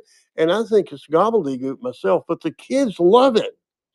They love that stuff. They just don't understand plot. They don't understand theory and stuff like that. So we're gonna have to return them, and all the children's minds have been ruined by the pandemic. We've lost an entire generation, and frankly, we're just gonna have to wait for them to die off. The alpha, the next generation, will be the one that pulls out. The ones we got right now are just they were ruined. The pandemic ruined their learning abilities when they did away with schooling and stuff like that. But the Oscars, I'll be glad to win one. I mean, I'm not going to sit here and be a fool. We'll go up there on the stage and I'll let Vic do all the talking. Oh, I would be happy to win one as well, but I'm like the luster of being the big shot in the film community now is just like that ship has sailed. It has. It has backed away. See, back in the Depression and the 40s, Hollywood ruled the roost. And now, because it had the sunlight, basically, that's why they all went out there. It's for the sunlight. Uh, Now, Austin has a big film industry, which we're part of. Salt Lake City has a large film industry. Um, Shreveport, Louisiana. People go, what, where? Shreveport, Louisiana. They was filmed a desert movie there, and they did it by positioning the cameras up and filming it on a sandbar in the Red River. So you got, and Atlanta, Georgia is another one. Atlanta, Georgia, and these are people that are coming out of nowhere. It seems like, but they know what they're doing, and with the technical stuff and the mechanization now that we have. Back when I made my first videos for YouTube in 2006, we had a Canon camera. We had to take a measuring tape and measure from the lens to Jackie's nose to get the focus right and everything. And now any 8-year-old girl with an iPhone can beat what we did in 2006 and hurt your feelings. Okay. So you got to wake up on that. I think the secret to good movies, and I always thought is good writing. You got to put stuff in there that make people think, makes them realize Oh, truths and in be their. entertaining too. It's It has to. That's it's the entertaining entertaining. part. Yeah. Yep. That's the entertaining. That's what like when I described that scene with V in it. There's several scenes that he has that are dynamite, or like what Carly when she traps this one guy in his bathtub. He passes out drunk in his bathtub, and he wakes up, and she's sitting right beside him. And we don't show any porn, but she looks straight down at the bathtub, and it's very obvious that he's laying there without no clothes on. And he's one of the people that assaulted her. And she just goes, "Gee, Frank, you don't look like you're near as excited as you were the first time we got together." And humor, deep thoughts, some religious thoughts. Everybody has religion, you know. Um, the fact that she is an assassin. She's been trained to be an assassin since she was 2 years old by her church, you know, and that makes people sit back. Hey, this is highly entertaining, and they'll go back and get their Google out and then start looking this stuff up, stuff like that. I think entertainment is the key, and some of the movies I see. When I watch a movie and in the first 15 minutes I can tell you how it's going to end, it's not a good movie. They're using they're Yeah. using No, the they're plots are using very formula. predictable. Yeah. Very They're using form. formulaic. Yeah. I very rarely see anything original coming out of Hollywood. No. Although, I mean, I will admit, what the hell was the name of the last movie I saw? It was a little bit experimental. What the hell was the name of it? I'll take a look at it. By the way, V, you're up. Go ahead, V. Yes, well, I can tell you I cannot wait to act in these movies. It's going to be great.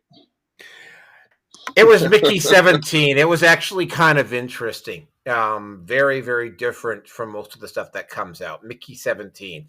Continue, V. Yeah, excuse me. Yeah, so you know why the Oscars was boring? Because Will Smith wasn't there to smack people awake. Oh, I mean, good move. I, what other kind of spectacle are they gonna drum up? We all wondered whether that was like staged or not, but since nothing happened this year, I'm leaning towards it being something genuine. So, I mean, gee whiz. You know, all of our black heroes just going down the drain. Cosby and then Will Smith, a guy who couldn't cuss on his records, smacking the crap out of one of his friends in real life publicly in front of everybody. Yeah, well, but then again, a crazy woman will do that to you. But anyways, yeah, I don't know. I don't see myself watching the Oscars unless one of our movies is nominated for something. I don't know. So it's not an issue for me. I mean, when I was a kid, I would watch the Oscars when I was a movie goer. But I'm not a movie goer these days, and it's just not even interesting. I mean, How many times you're gonna see someone thank God, thank their producers, thank whoever. For once, I'd like to see somebody go up there and be like, "Yeah, I'm the man. Yeah, I'm the man with the skills, the charisma. I own this industry. Peace out." Make it interesting, something new. But yeah, I don't know. It's just self-congratulatory and patting everybody on the backs, and I don't know. I think something like that would be more valid if you made a film that like changed the world, had such a profound influence that it gave thought to society as a whole. You know, what's the closest thing we've had to that in the Oscars? Forrest Gump. I mean, I don't know. I'm just pontificating here. Life's like a box of chocolates. You just don't know you're ever going to get when you open up the box. Oh, good luck, Forrest. They'll come back to you when you're a shrimp millionaire and I'm a single mother about to die. Yeah, Forrest, I'll come back to you when you're worth a lot more fucking more than the guys I've been fucking around with because I'm just a cheap, dumb fucking ass whore. Gee, Jenny, you should have told me you had the goddamn AIDS. Seriously, I just got to bring up something about Forrest Gump and Jenny. Jenny, the character of Jenny in the Manosphere is easily like top 3, one of the most disliked movie characters ever. Like in the Manosphere, just the way Jenny behaved. By the way, V, are you done? Yeah, take it away, guys. Yeah. All right, V. All right, Rearson, you're up. Yeah, I was gonna say, Jenny's a whore. That's all she is. Good night. I will. Thank you. I'm sorry what I said. No, you're not. Sorry, folks. Sorry. It happened to me. Go ahead, Rearson. Yeah, Jenny Forrest Gump. The woman's a fucking whore. Let's not kid ourselves. Let's not. I mean, I'm dealing with my own fucking whore within my own personal manosphere, but that's coming to an end pretty damn fast. But at least now I can at least put that out. Anyway, Academy Awards are the Academy Awards. What? You woke me up for this fucking topic? Seriously? I'm sorry, but that's the best that has been done in terms of globalist academy. The best that's been done for globalist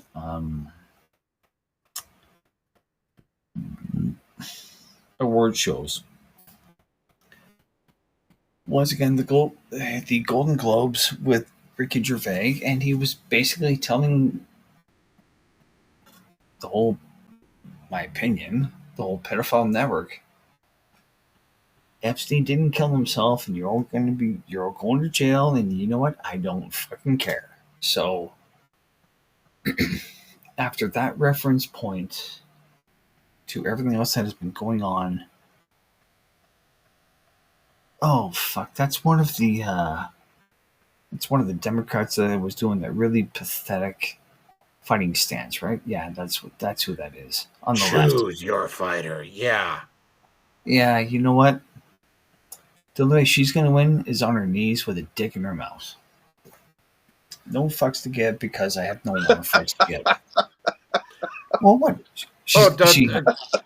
I really hate it when you candy coat stuff, Rearson.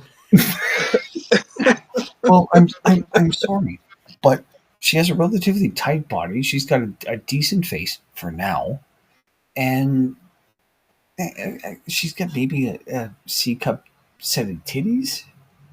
Sure. Are you talking about Cortez or Crockett? Oh well, whoever that is, whoever that bitch is on the left. Oh, that's Crockett. Cortez has actually got a nice rack too, but we're not talking about Democrat representatives' boobs, although that's usually one of my personal favorite topics. We're talking about the Oscars, so get back on topic. Well, I'm sorry, but okay. Well, what I'm saying is going to be direct because with the Oscars, it's all about what? That's called what? The casting couch. And she didn't go from the Oscars. Maybe she's better suited for the Oscars. Maybe she's better suited for the politics. Doesn't really fucking matter because at the end of the day, if she's a Democrat, she's going to be under Bill Clinton's desk, sucking away. So, fuck, whatever. To me, the lines are heavily blurred between entertainment and politics because at the end of it all, they're all in the same goddamn fucking bed. I'd apologize for being more black pilled than I'm not, or maybe I don't want to admit. But you can't tell me that I'm not wrong. And I'm not expecting an answer to this because fuck. with everything that I see going on within the next 2 to 3 years, I'm going to be ahead of the curve. I'm going to be seen as being black pilled. But I'm just saying it for what it is to what I see. So with Crockett, maybe she's related back to Davy. Yeah, maybe he had a black girl, or maybe his sons had a black woman. I don't fucking know. I don't fucking care. But yeah, she really should be under some guy's desk, sucking on a dick, and being the secretary. Okay, yeah, get back to the Oscars, man, or we'll. Well, there's nothing more I have to say. Fuck, whatever. The Oscars are fucking boring. They're all fucking staged, and whatever. I got nothing more to say. I'm done. The Force is female. How about that? The Force is female. Well, guess who joined us? Angel, welcome aboard. Do you have anything to say about the Oscar before we move on to topic number 4? I just heard something about dick in her mouth. What? You're welcome, Angel. You're welcome. I heard that, and I'm like, I just had to like chime in with like, because I hear dick in her mouth, and I'm like, okay, well, this might be an interesting one,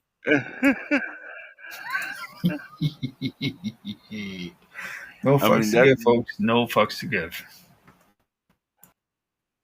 That's kind of like right in my wheelhouse. Dick in her mouth. So no, maybe, and no. Going from left to right? No. I wouldn't say no. Won't say yes. Okay, to be fair, that's not a particularly good photo of AOC. I've seen better photos of AOC. Don't care. AOC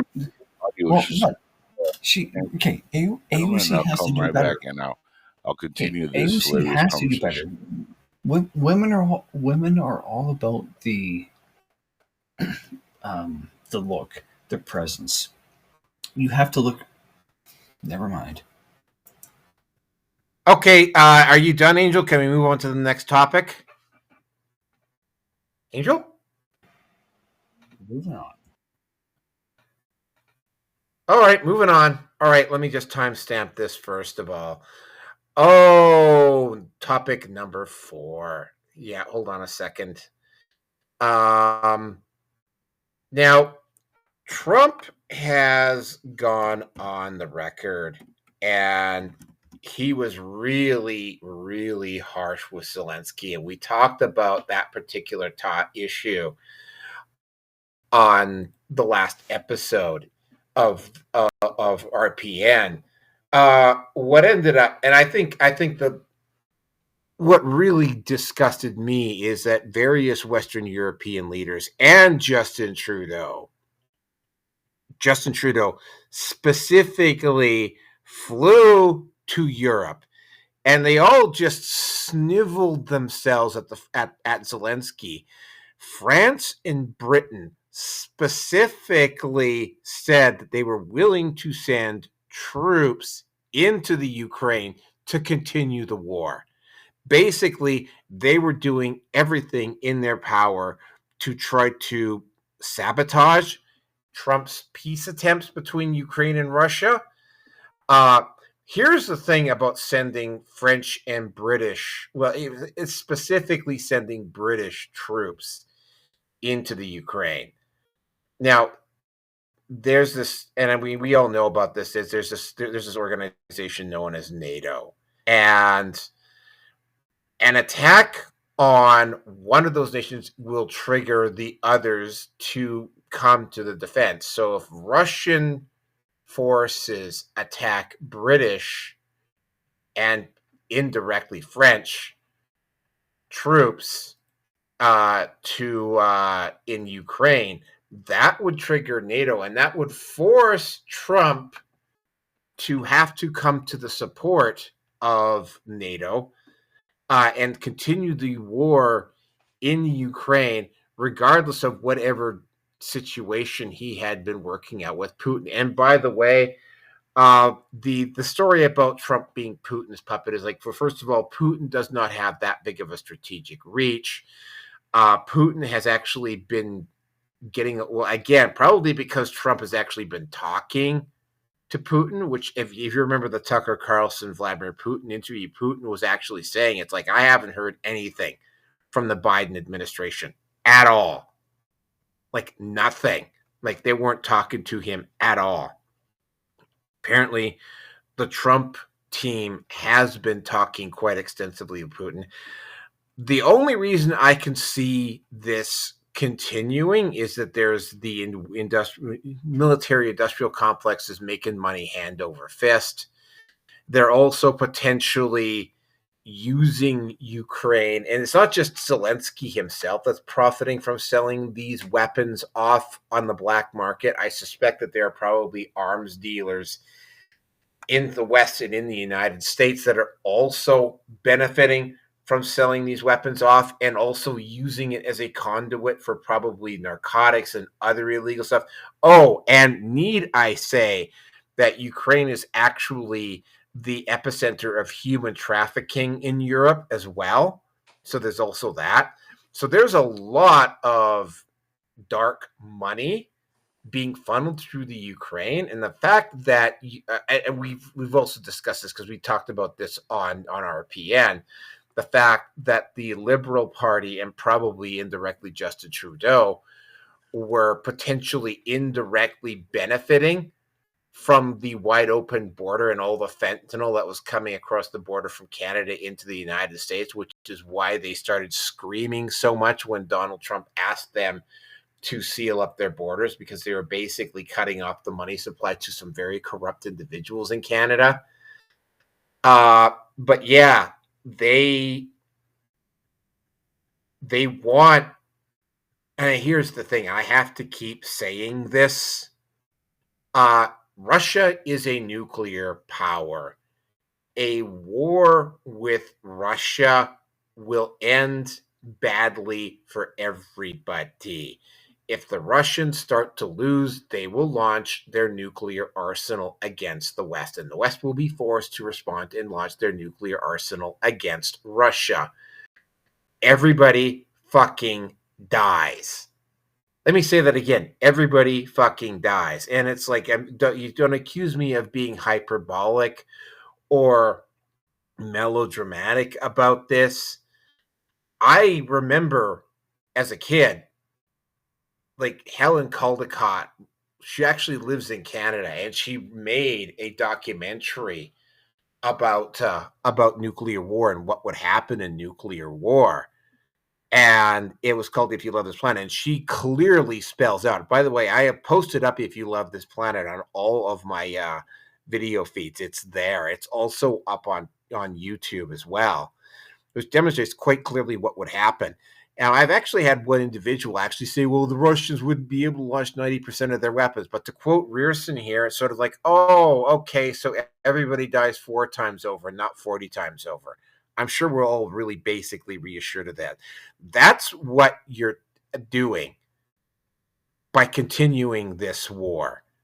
And the individuals who are profiting off of this war are doing so at the hands of Ukrainians and Russians. And it's, like they're willing to keep this war going. And again, this is not something new, but I mean, the fact that Trump is attempting to end it, which is kind of good on him, is the fact that, I mean, they're willing to keep this war going and to keep draining money out of the coffers of the US and the Western nations, just so that they can A, line their own pockets and live in luxury, and B, not have to deal with the pressing internal problems that most Western nations are currently facing. And with that, I am going to turn it over to Wilbur. Oh, I'm glad to be on this subject. Before I say anything, I want to give a shout out to my buddy, the Jackal. I know he's watching the show. He treated me so kindly when I was on his show. It was a great show. If y'all didn't see it, it's up there, and you need to listen to it. Anyway, okay, politics. How can I say this without hurting a bunch of feelings? 2 times in the 20th century, Germany jumped up and decided they were going to conquer the world. And 2 times in the 20th century, we in the Western Hemisphere over here came to their assist and got them out of the crack. Okay. You're right about Russia having nuclear bombs and that things can escalate, but I don't think that it's going to go that far. Number one, Zelensky, you have to realize you got Joe Biden, Hunter Biden, Zelensky, and God knows who else, and they're made a ton of money on this war.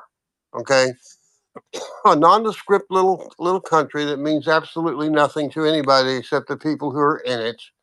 Um, a guy like Putin that you have to understand Putin's psychology. Y'all never heard the story of the rat? And I tell my kids this all the time about the rat. When he was a little boy, his sister had a rat in her room, and he was like 7 or 8 years old, and she was the little sister and all. Anyway, he had a rat in her room, and he tells a story that he went to get the rat, and he got in there. And when he tried to get the rat stood up on its hind legs and it hissed at him and all that. And he said he admired the rat. He respected the rat for his audacity and everything. Then he went and got a hammer and killed the rat. Well, that's how he looks at the Ukraine. They stood up on their hind legs and inside, okay, that's really brave of them to do that. And then he plays what they call the long game, when he's just simply waiting for them to run out of people. So now what's going to happen? Zelensky is rigging something up. He's running out of Ukrainians to get killed. So he's going to kill a few Canadians and a few French and a few English and everything to keep this thing rolling right along. He bought his wife a $2 million car, to make her nerves settle down. I think that shirt he had on was several $100,000 and all this kind of stuff. And I really admire what our president did, because there's nothing like getting shown to the door, which is what really happened. The game is over. Think of it this way: if the European powers and Canada were to sit back and say, "Okay, what are we going to gain by jumping in the middle of this? What are we going to actually gain?" Okay, and just let nature take its course. And then let Putin know, okay, then that's it now. That's the last of it. When you do it again, it's not going to be good, because the Ukraine is not worth all this trouble. And then Mr. Z over in China, like I tell people all the time, uh, Putin went to China, help, I need more bullets, all that kind of stuff. And basically, they told him, hey, you making no honorable iPhone, So he had to go over to One Hung Lo in North Korea and get some Korean soldiers that went over to the Ukraine and got wiped out. So he got some more, and they're going to get wiped out. And that's what he wants to do to England, France, and Canada. Is as long as he's got enough men to keep the fight going, then he continues to make money. I Now I'm probably not an expert on this, but I don't think this is going to escalate into World War III. Countries that are responsible enough to have nuclear weapons are responsible enough to know exactly, Neuroky, what you just said. Once you start that, World War IV will be fought with sticks and stones because that'll end all civilization. The nuclear winter that will come behind it, the radiation, that'll be the end of it. And I think Putin and certainly Trump, I don't know about Trudeau, he's kind of a dimwit. But maybe even him, too, realizes you can't be doing this. The English have seen their greater day. There is no British Empire. You guys are on an island. Shut the fuck up, okay? Politely, of course. I say, old man. But that's my opinion of this. I was going to write an article on that. Is very. I think Hunter Biden was begging and pleading before a judge just recently that he was totally broke. Oh yeah, he Because was. he's not in the Ukraine with his old man shoving money up his ass all the time. So, and some other things that are ridiculous, because I'm going to have to get off here pretty quick. I got in bed, but ridiculous. I don't think it's physically possible to annex Canada as a state. I think that is one of the most ludicrous. You guys are a nation, The last nation that was annexed into the United States was Texas. We were a republic. We declared war on Mexico, and we won the war. And 10 years later, decided it was going to be a state. And we came in under the Treaty of Arkansas, where we didn't get annexed as a state per se. We are one republic who joined another republic. And in fact, there's a rule in Texas, and nobody pays attention too much anymore. A lot of people do. When you have a flagpole in Texas with an American flag on it, you will not see a Texas flag under that flag. There'll be a separate but equal flagpole because the flag of the Republic of Texas should never fly under the Republic of any other nation. So we take that fairly serious. But when was the last time that happened? Canada is a country. It'll be a big ass state. I'll tell you that. They wouldn't be able to take in Canada as a state. The provinces would have to be broken up and added as states individually. Can you guys hear me? Yeah, okay, Angel, you're up. Yeah, go ahead. Cool. I just want to make sure the audio is working. Wilbur is almost 100% correct there, except for one thing. There is a loophole where Canada will easily be absorbed by the United States. And this is something that if Trump continues to get backlash from Canada, they might actually face this within the next 2.5 years. And the way this would happen is you cripple the economy. And when they are talking about terrorists, Canada is very naive, thinking they're going to hurt us by taking away the dairy product away or putting tariffs so high that we're going to panic. Here's the thing. The only reason Canada supplies the U.S. for that much dairy products is because of a treaty that was signed under Clinton, Obama, and it continued forward, which allowed that amount of money to be sucked into Canada to help fund the Canadian economy. Now, when Trump says, you want to play ball? All we'll do is cut that off, and then we won't get dairy products from you, but we'll get it from these other surrounding U.S. states, which were cut off to help Canada's economy. That's crippling most of the economy right there, because a lot of the economy that goes into Canada, a lot of the revenue is from dairy products.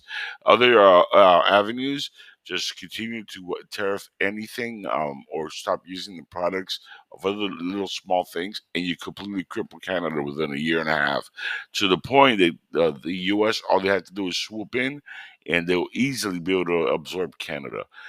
So it's not that difficult. Texas joined because Texas was also under a lot of financial problems, and it was easier to join back then than to fight a war against the rest of the nation. Canada militarily cannot stand up to the U.S. It will kick their ass in about 15 minutes. There's no competition. So Oh, absolutely nothing. No, it, no chance at all. it's either you join or you completely starve your entire nation because you have no economy, and that would happen within 2 years, gentlemen. So if Canada continues to not play ball, which all Trump and the U.S. wants, is to secure their borders and stop the illegal drug flow from Canada and the illegal aliens coming to the U.S. And Canada is refusing to do that.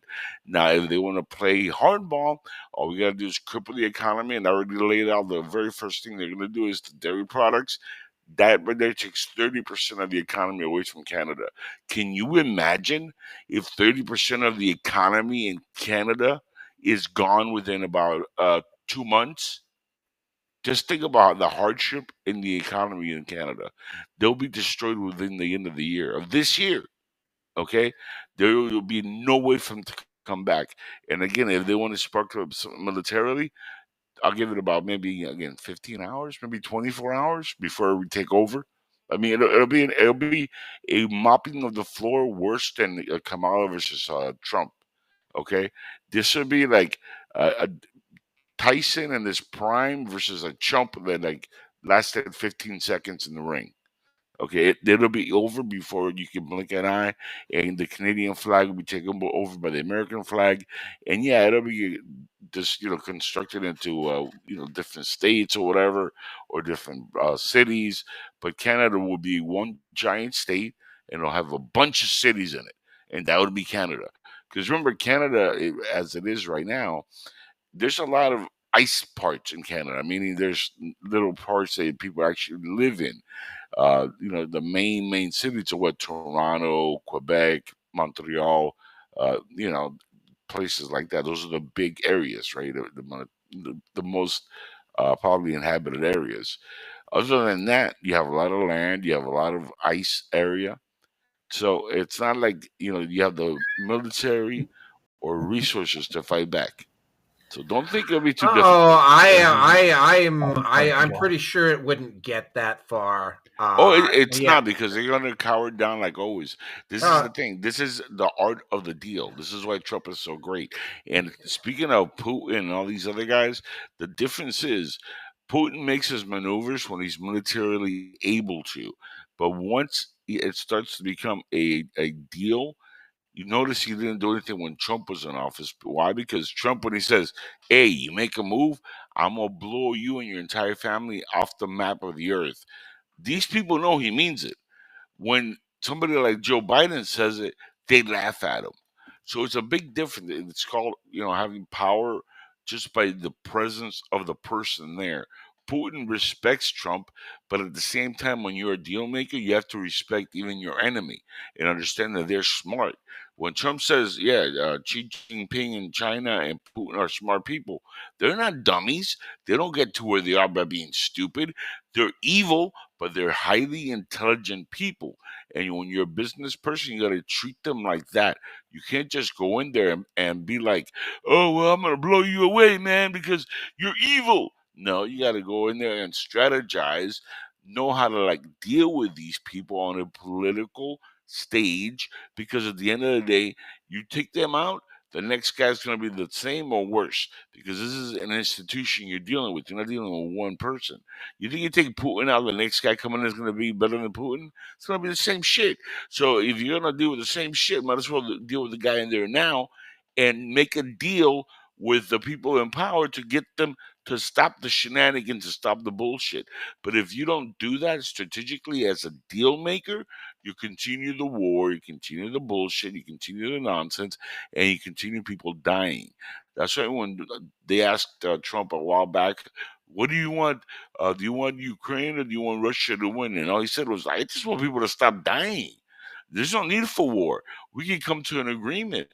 There has to be a pathway to agree on things without people fighting and doing all these stupid wars, which are doing nothing but causing conflict, death, and it will lead to World War III, nuclear war, and nobody wants that. Russia has that capability. We know Iran has that capability. We have that capability. Mexico is very close to having full nuclear technology, and that is also dangerous because not only that, the Arabs have it. And I hate to tell you all, China is a very, very, very big leading player in nuclear technology, and China can wipe the entire planet away and leave China spotless. And it's called a silent nuke, and that kills all life but leaves the land intact. And Oh, they've had the that for U.S. many has years. got a weapon like that too. It's called the neutron Yeah. bomb. They've had that for like 50 years. The neutron bomb. Yeah. This is not a new thing, but China has a much more advanced one than we do. They've had it for a long time. Remember, China is not playing the same game. They're very, very advanced with the known technology. I'm not talking about the extraterrestrial stuff. They might be on equal plane on that. But when it comes to like the war tactics that we're using now, China is a little bit ahead of the game in some areas, and that bomb has been around for a long time. But China's is incredible. The way that it's so precise that it's mind blowing. The way they've completely like updated their technologies, and we're the only two countries that really have that. Russia is way behind in that technology, so they're not even on that spectrum. They have the dirty nukes, and that's really ugly. Nobody wants to see those go off either. That destroys everything. Okay. So, All right. Yeah. I think if Canada, and by the way, I think Canada and the U.S. are eventually going to organically come together, and Mexico. of All three of those course, countries are going to organically just grow together anyway. I can see maybe each individual province becoming a state. Like let's say we will be discussing on 431. We will actually be discussing the fact that Alberta might actually, if especially if Trudeau get or the Liberals get reelected here, Alberta leaving Confederation in Canada and either becoming a territory or an individual state in the US becomes a very real possibility. But V, you're up. So take it away.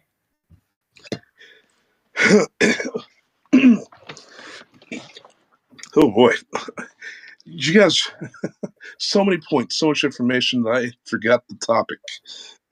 V, my man, I haven't heard from Come you in on. a long minute. How you been, dude? I'm brother, I'm making it. Try. Well, try to chime in. This is about Canada, U.S. Sexual relations. Who will get fucked first in the ass? Well, What? think about What? Steve Rearson, calm No. down. We know we're talking about ass sex. Relax. yeah, rear pipe down. You can talk about putting your penis in people's mouths. Yeah. No. No, let's use the first one Shut up. instead of like piping up, right? Like what? It had to be Steve Rearson. Right? Well, Okay, guys, I'm back. I don't know what happened. The rookie missed the best part. Rearson just came out of the closet. You missed it, brother. You missed it. Back from the rookie. Rearson. All right, well, so okay. V, did you say what you're gonna say, or yeah. So, I mean, Canada. We were already supposed to have the North American Union. That was it's already been planned. The globalists had planned that. Okay, just like we have the EU, and everybody else is gonna fall in line with the same globalist strategy. Okay, we don't like what somebody's doing.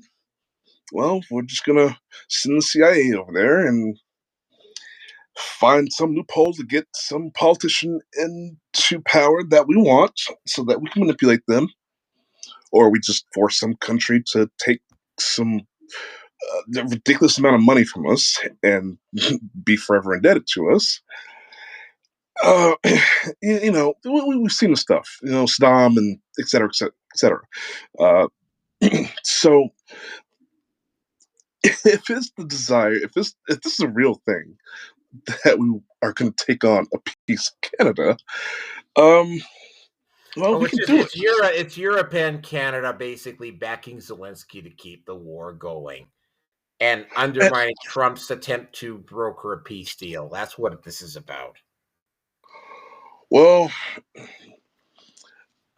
I know Trump wants to be a peacetime president, but thing is, what people need to really understand about America, about the United States of America, is that because of our Constitution and because of our government's not wanting the citizens to have any individual powers or rights, really, um, our our rights as civilians, our rights as Americans, are pretty much muted because we're constantly at war. Okay, military. We're not supposed to have a federal standing military. It's illegal unless we're at war with another nation. We're supposed to have civilian militia. No, they don't want civilian militia. They don't want us to protect ourselves. They want to control the guns. They want to control the violence. They want to control the money. They want to control the resources. We have no say in that. Okay? So we're going to be in some kind of conflict no matter what. Until people wise up and understand the situation. Uh, yeah. I mean, there's stuff going on in Africa that no American, hardly any Americans would know about. They don't Did you play hear it on how the news. did you hear V how some people in Africa are like begging Trump to come in and like help broker deal so like they have peace? Did you hear about that? That was recently in the news. Yeah, well, by the way, folks, I just got to throw this in. We will be covering the South Africans basically trying to seize the white farmers' land without compensation. And how Trump has basically gone on the record as saying is that these white farmers would be given refugee status inside the United States if that happened. And the Western media, for the most part, just completely ignored it. Continue, V. Yeah, well, there are. I mean, Africa, they need help. With everything the colonizations have done over the past couple centuries, it's really screwed Africa, uh, culturally, politically, uh, and especially with the resources being stolen. So, putting African against African, it's all by design. And so, yeah, of course they want some help. They invited the Chinese to come in and help. Yeah. Yeah, the Chinese aren't much better than the than the Europeans. But anyway, yeah, are you finished Yeah. commenting on the European situation? Because I'm Well, going to turn it over to V. But by Over to the way, Reus. I, remember guys, Elon Musk is African American from the yeah, same area. yeah. Ah, Don't that's get a me big started. tie-in. That's why they're You have asking, been "Hey, there can you help before, us?" and if you didn't like it, you didn't Yeah, like it at all. I'm Polish African American. So Okay, hey, yeah, I'm a are Spanish. go you, ahead. okay, I'm a Spanish. Rearson, you're up. You're up, All right. Rearson. Oh, it looks like Mhm. Wilbur left, so it's just the four. It's just us four now. Okay, fair enough. So European leaders in Canada attempting to prop up Zelensky with the okay. So not that Zelensky didn't go around from European country to European country to North American country to maybe South American country begging for more money. I need you to support me and to to continue to fight on. I can't honestly tell you how many people that I knew from, and this was after the time, Erica, you were at the Chateau Lake Louise. There's someone that I had as a roommate who's now a comedian, but he has the pride flag or fucking whatever it is on his crackbook profile. Told you he was gay. And I said, hey, dude, why don't you sign up and you go fight for Ukraine? Well, I'm 54 now. I've got Parkinson's and this, that, the other thing. I was, okay, sure, great. Good to know. And he kind of high-fived me back. I'm like, I was totally insulting you. You didn't fucking see it, or you didn't want to acknowledge it. I mean, how many times has it been brought up, either here or other places on the internet, that in Ukraine they have press gangs and they're grabbing men up to the fucking age of 60. They're grabbing women and pushing them into military service.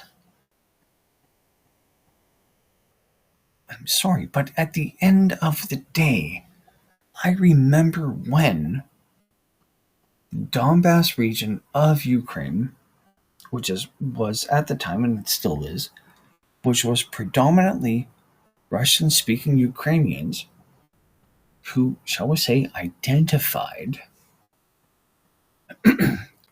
that they were not Ukrainian. They wanted to separate and join with Russia. And they went through the democratic process, shall we say, to leave. And there was an overwhelming enough majority. And then all of a sudden, Kiev, I'm not going to say Kyiv, but Kiev, went on the offense and was doing their best to fucking beat them into submission. And Zelensky is going around fucking campaigning for more and more and more fucking cash. Pardon me for sounding pissed off, because I am. Because no one's gonna fucking say this, but I might as well. Fuck you. Fuck all of the countries that are supporting this, Trudeau and the EU and everybody else. I mean, I don't remember the woman who's German, and she was asked, well, will you send your kids to fight for Ukraine? She said, 9. Fucking no, I'm not going to do it. Fuck off. All of you. Each and every one of you. Someone has to say it, so I might as well. I'm going to put this out. So any American that's going to say this, any North American is going to support Ukraine for all of the crap, send them to me. I'll put them in their place. I'm so sick of this shit. It's not funny. And each and every time Zelensky goes around, fucking panhandles for more cash, they're going to give it. And now, again, I said this before and I'll say it again, but now the UK, the United Kingdom, is on the hook for the next 100 years to support Ukraine. Guess what? The UK has to give Ukraine, I don't know, like what, $5 billion, whatever the case may be. Yeah, doesn't matter. So, from a practical, fiscal, responsible perspective, somebody please tell me why that I have to support someone halfway over the fuck this plane of existence to support them because people that wanted to leave in a democratic process, blah, blah, blah, blah, blah, and here we are. And believe me, I'm being restrained with what I really want to say. This Zelensky character, he's a joke. He is an absolute fucking joke. And people that are listening to him and taking what he's saying seriously, whether they're Canadians, and there's a fucking vast majority of them, are morons.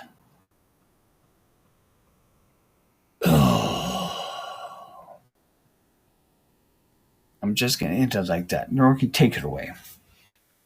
Okay, yeah. Yeah, I am not pleased. I mean, yeah, it's not necessarily because this really wasn't just about Canada versus the U.S. This is about the fact that, and I suspect Soros and the globalists at the WEF and Bilderberg and whatever are behind this. They want to keep this war going because it also gives them the luxury of not having to deal with some of the internal pressures that are happening in the West right now.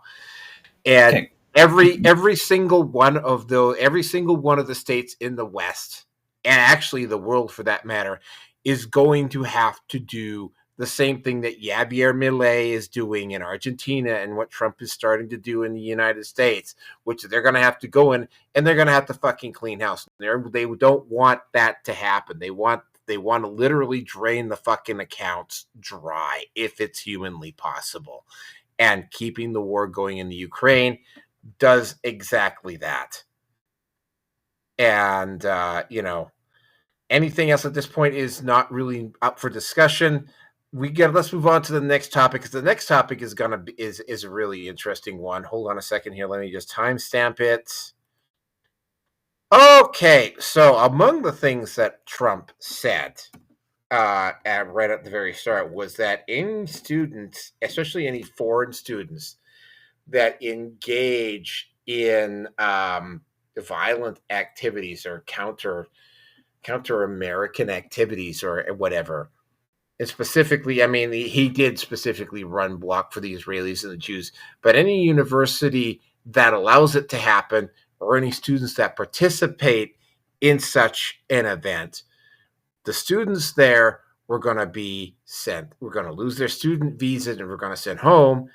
And if the universities showed any kind of support for said violent protesters, that the university was going to face the consequences. Now, Columbia University was one of the worst places with all of the Hamas and protesters and all that sort of thing. Columbia was almost like ground zero. And you knew that at some point there was going to be a university somewhere that was going to fuck around and find out. Well, Columbia University ended up being the fuck around and find out. There was a protest, it got violent, security guards got injured, buildings got taken over, and the university administration clandestinely backed them and refused to do anything towards the students that participated in this. So the Ministry of the Secretary of Education went to Columbia under Trump's explicit direction, and they went in and talked to the administration and the board at Columbia and said, we're cutting your. So here's the thing: you got those. You send those students home. We're cutting $400 million of federal grants from you right now, just because you refuse to do anything about these students. If you don't send these students home, we're going to cut. I think it was like another $700 million. So the University of Columbia University was basically in a very, very nasty dilemma, and one that Trump, I think, was probably expecting, and the Minister of Education, who I don't know who that is. If somebody wants to come and tell me who that is, please let me know. They were basically put into a position where it was like, keep those students or lose over $1 billion in funding from the federal government. Yep. Those students are now evicted. Pretty, with very reasonable certainty, almost guaranteed that Trump knew that there's going to be a university that was going to pull the fuck around and find out, and they were all set to do that. Columbia University ended up being an example, virtually guaranteed that almost every other university out there is going to toe the line now. Something had to be done about these these Hamas protesters. These individuals, by the way, stormed buildings in Washington, D.C. last year and faced zero consequences for doing it, even though they did exactly the same thing that the J6 protesters did. Worse. It was even worse Yeah. than that. Yeah. And they got zero consequences for that. It was absolutely disgusting. So yeah, Trump knew that there was going to be a university that was going to do the fuck around and find out. Columbia ended up being the fuck around and find out. Now, is there going to be another university somewhere down the road that's going to try and test the waters again? Probably. And that one's going to get bitch slapped even worse. But again, right? I said somebody to this on social media today. You know, the number of stupid, smart people that I have run into that have academic degrees, and you start talking with them, and their answer back to you when you start actually getting into it with them is, I have a university degree and you don't, so I'm smarter than you, so you should just shut the fuck up. And I would say, like, I need fries with that, by the way. University. Because that's where they end up. Yeah. So I mean, it's like and these are some. And I even told this guy that there's some individuals that I've talked to that have science degrees, that know, like, heavy duty research degrees, that know you have to source your information, and I provide them the information to go and check, and they still won't fucking do it, and they'll still double down on what they're on, their stupidity. Like, there's a huge disproportionate number of individuals out there right now that would fall into the category of stupid, smart people. There's enough. And this is the part that really goes, because I actually, and Steve Rierson, knows this. I actually have a degree. It's a film school degree, but that film school is basically, in terms of the film community, is basically the functioning equivalent of an MIT. What MIT is to engineering, Vancouver Film School is right up there in terms of, like, caliber of film school. So I actually have I don't brag about this very much, but I have a top right pedigree degree from a film from a higher education institution. It's not the same thing as, say, a university degree. Like, it's not a bachelor or anything like that. But it does put me in the category of being, quote unquote, educated, even though it's a film degree, right?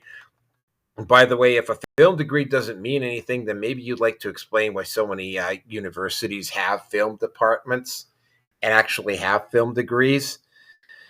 So yeah, they fucked around. They found out, and they got exactly what they deserved. And I'm sure Angel, who hopefully, because we're pushing 3 hours here, Angel, who hopefully won't take too long in his dissertation of this, can now carve Columbia University a fucking new one, and have at her. Dude, I would love to hear your thoughts on this. Well, I think either you're talking about David Greenberg, the executive vice president, or Jennifer Adams, who's the executive director of administrative services at Columbia. It's one of those two. But look, either way, what Trump did, and I'll make this short and sweet, is to the point. And it's very good he's making this point, because it's getting out of hand with some of the people that are coming in from foreign countries are taking advantage of taxpayer money and are getting these scholarships and are going in, and then they're causing issues which are doing nothing but trying to program our American kids, or the kids that are actually citizens born here, into following some kind of like leftist liberal mindset narrative that they're being taught at home by their parents. So then they go and they start doing these activist movements. Have you seen Charlie Kirk or any of these guys online who go? Oh yeah, I see him debating university students all the time. It's hysterical. And then when you see these white kids who are on video and they don't know crap about politics, but they spew these stupid things like they're like so knowledgeable. And you watch this and you're like, this is the future of America, and it's depressing. So what Trump is doing is saying, look, I don't care what their views are, but when they start interrupting the real process of education and they start like these little political movements, this hurts the process of actually teaching education to kids. And with the Department of Education being, taken away completely, this is going to make it now that every state has a regulation over the process of educating kids, including universities, have to go through the mandates of states. So, in other words, this is how you get rid of the entire process of the whole woke agenda, and you start moving that from the education system so you can get back to basic teaching real education, mathematics, science, proper history, social education, actual technology. If kids want to learn technology based educational programs, music, things that are really educational, not how to be so sensitive to transgenders or all these different agendas, and then go on and cause problems and nothing but different conflicts in the schools themselves. And this is something that has a lot of young white kids to get targeted in a lot of these universities, because now they have a lot of foreigners coming in, and they're coming in from not just Canada or somewhere close. We're talking about kids from India, kids from other parts in the world that are all coming into these universities. And I see videos on this where a lot of like just regular white kids are being attacked because of the way they look, and I'm like, that's reverse racism in a lot of ways. And we got to stop the divisiveness in the university. And the way that you do that is by going back to basics of education and stopping these little like groups to get together and start all these radical events that all they do is downplay how they hate America, but they do it in a way that it's subliminal in some sense, because they can't go there and say burn America down, so they do it in their own way. But at the end of the day, it's still anti-America. And how are you going to tell me they were going to give a scholarship to a bunch of kids that are foreigners so they can come here in our universities and start talking bad about the country they're giving them the scholarships to come here to learn? No, we need to stop that. And if they can't get with the program, kick them the hell out, save that money, give it to real American kids that deserve it. Enough with the DEI BS. And I love the whole thing about, the gold resident card that they're talking about. I think that's a good idea. Bring in the best and the brightest. And whoever wants to be an idiot and wants to come in here and start some bullshit, some stupid agenda driven stuff on campus, kick him out. If you're the leaders or the heads of the universities, that's what you have to do. You have to keep it social. And look, freedom of speech is great. The right to go ahead and protest is part of our constitution. I'm all 100% for that. But when you're actually going against the country you're being literally like given a doorway to come in and learn in, you're a guest here. And if you're a guest here, you have no right to protest and start going counter America when you're a guest in our land. So you either come in peacefully and learn, or you get sent home and you never are able to come back in. And I agree that with that 100%. That's it. Okay, V, you're up. I think by the way, Wilbur, what happened to him? I think he had to drop Yeah, out. yeah. Oh man, I Yeah. honestly, when I heard he was on, I was like, I gotta join my buddy. Love that guy. He's awesome. Yeah, he's got to get up early in the morning. Oh Um, man. yeah, no, I think you guys covered it. I mean, uh, I tend to do that. and V. I'm sorry, but go ahead. you said 80% of what I was going to say, so that's awesome when you do that. All right, but I want to hear yours though. All right, Rearson, you're up. Yeah, no pressure. Thanks, guys. Thanks. Fuck you. God. You're welcome. No, don't. Just don't. Under pressure, Bum, looking bum, bum, down bum, on me. bum, bum, Under bum, bum, pressure. bum. Dum dum dum dum dum dum. Dum dum Okay, so dum we're in dum Columbia dum. University or European leaders? Columbia University. Well, I mean, okay, my apologies, just to make sure. I mean, at the end of the day, Trump was actually pretty direct to say that if you're going to fuck around, you're going to find out. And with universities that have been basically the epitome of communism, they've been doing their best with Marxism and whatever other schools of thought that just don't contribute positively to a society. And they will have their funding cut back. What do you want me to say? I mean, I'm fully aware that I live in a pretty big communist state, being north of the 49th. And yes, again, Alberta is the most American state, the most American province that is out there. And I think it's the most, not the most, it's the best deserving one to be eventually integrated into the US of A. And I won't say no. I won't say no. But with Trump cutting back on government funding, well, hey, you know what?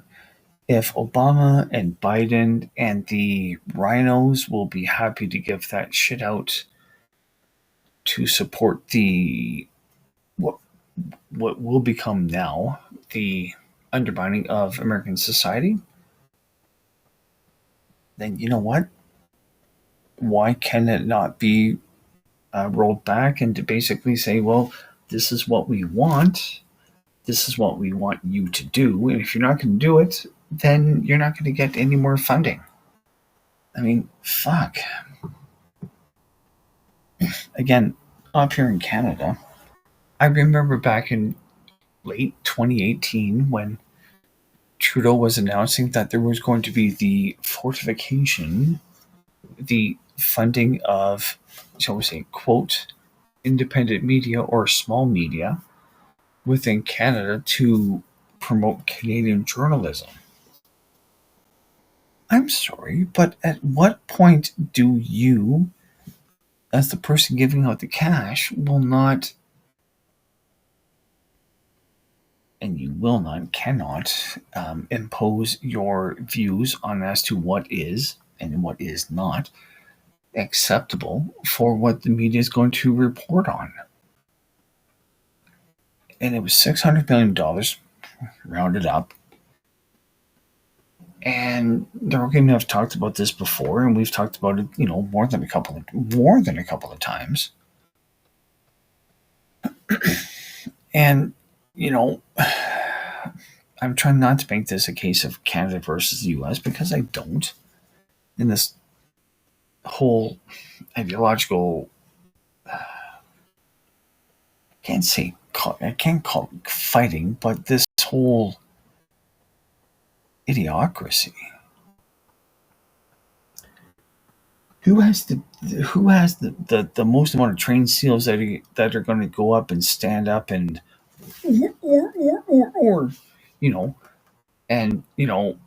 perform the best for a bunch of frozen fish? They're going to be thrown at them. It's fuck, whatever. I mean, Can you make that noise one more time? That was interesting. It sounds like a lot of liberals down here. Let me tell you, a lot of after Trump won, that's how they sounded. They were very bitter. Well, Oh, I was going to say he accidentally may have put his own penis in his mouth. Nope. That could be. Yes. No, I had a rather nice Taiwanese woman with my dick in her mouth about 2 days ago. Oh, It was quite nice, congratulations. but we're not going to go there. I'm honestly saying, but we're not going to go there. Anyway, That'd be the most exciting part of the night if you do go there. I'm just saying. I'm sorry I didn't record anything. I don't think she would. I don't think she would have consented to that. Anyway, Was her name Mia Fung? Was she nope. related to the one that Eric Swalwell was related to? You mean Fang Fang? Fong Fong. Ah, Mrs. Fang Fang. Pie. Oh, Fang Fong. Fong Fong. well, hey, She you know what? loved you a long time. Yeah. Okay, when it comes to a woman like Fang Fang, what I've given in, I would have. I'd fuck her brains out, but maybe maybe she would have been too indoctrinated to avoid the BWC. But we'll leave that alone. Anyway, regardless, it's at the end of the day when the person is going to be driving the nation in a certain direction. If you're not going to be playing on the same side, you're going to get left behind. And whether it's going to be blue city mayors or states or universities, post secondary education, doesn't matter. Trump will decide who is going to support him and who he is not going to support. And they're going to be fucking screaming. They're going to be kicking. It's like, well, I need my money. I mean, fucking, what the fuck was it? Act Blue has now been implicated with, as far as I know, U.S. aid. So, to me, what's happening with this topic is only the beginning as to what is going to be unfolding to show the American people as to how much their tax money has been sent away. They're not getting it back. And it's going to be fucking ugly. So scream at me all you want because, yeah, I may be Canadian, but guess what? I don't want to be Canadian anymore. I'm an Albertan, and we'll leave it at that. So, I can't wait to see more of this shit begin to help unravel the illusion of what the American dream is or what it was at that point in time. So, I'm done. Norky, back to you. Welcome to America, eh? Well, if there's anybody that could probably deal with the American state of being, maybe I'm probably one of the more better prepared people that can do it. I don't know. Okay, so yeah, let's get into the last one here. So yeah, this is probably I probably should have interrupted you a little bit there, Angel, because I mean, literally, what your conversation around topic 4 probably would have been more appropriate here. Trudeau is getting nailed by both Canada and by both China and the U.S. China just imposed Was well, hey, well, the okay, my apologies, anybody listening. Canada has now selected their now first unelected leader of the country. Okay, so it does. What I'm talking about the country of Canada. China imposed 100% tariff on multiple agricultural products, and Trump is engaging in, of course, his rounds of tariff. And I mean, yep, sorry, but I mean the Liberals have. Well, not Justin, but I mean Carney. I'm having to imagine that Carney got selected, and I betting you he actually won on the first poll too, because they wanted to make it look like it was unanimous. But that will be for next week. The whole situation here is that he's getting nailed. He's getting nailed on both sides. I'm personally suspecting because usually the premier of China isn't exactly a fan. I mean, I remember that video where he actually insults Trudeau in front of everybody at this Asia Pacific conference. If you might remember that little event, the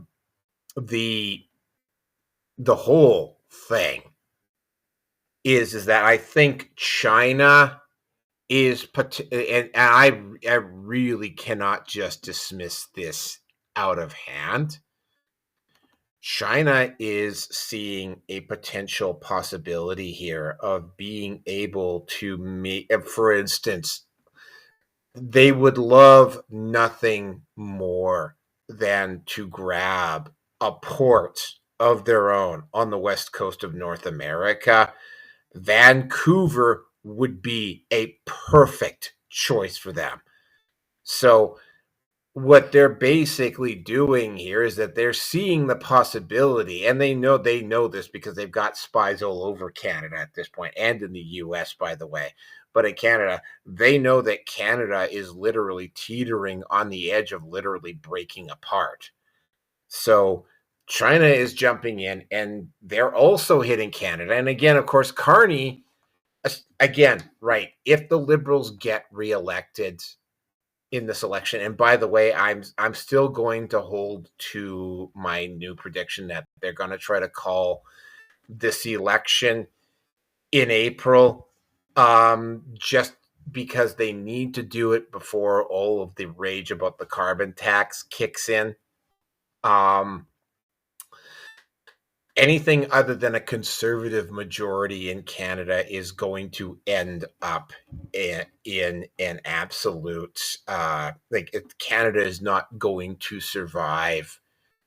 It might survive a little bit longer if it's a conservative minority, but if the Liberals somehow pull off the miracle win, Canada is not going to survive. Alberta will leave for sure. Quebec will probably leave, and basically, like, once it starts to fall apart, and I've been saying this for several years now, right? The way I would see Canada breaking up would be if either Alberta or Quebec leaves.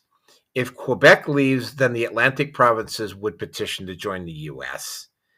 If Alberta leaves, first of all, Alberta, I don't like the concept of Alberta being its own country. Alberta would probably petition the U.S. to either become a territory or a state.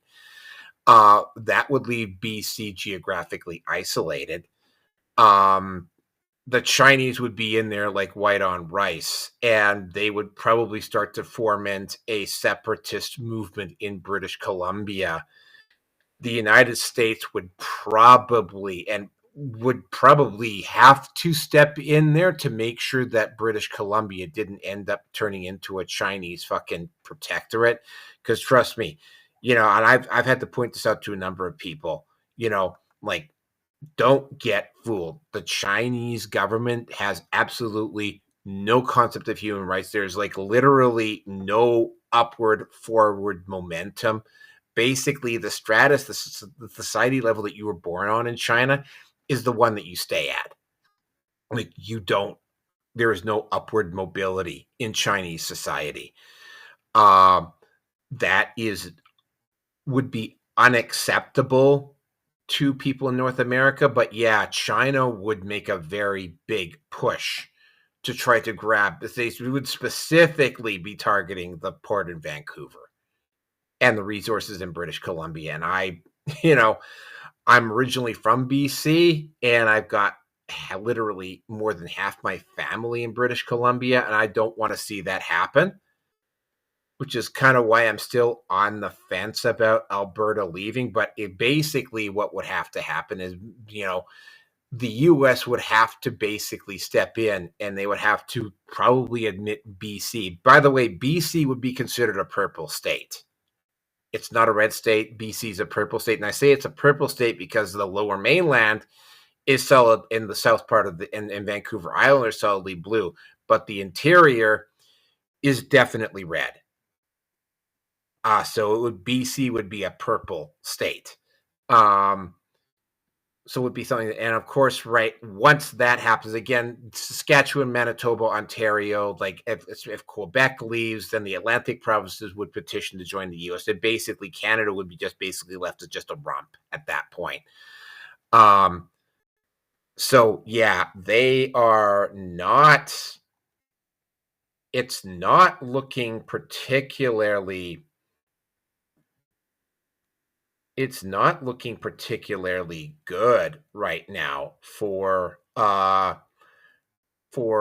Canada. And I mean, again, right, I suspect this is because China is basically trying to make a play for territory in North America, and the United States is going to have to step in and intervene.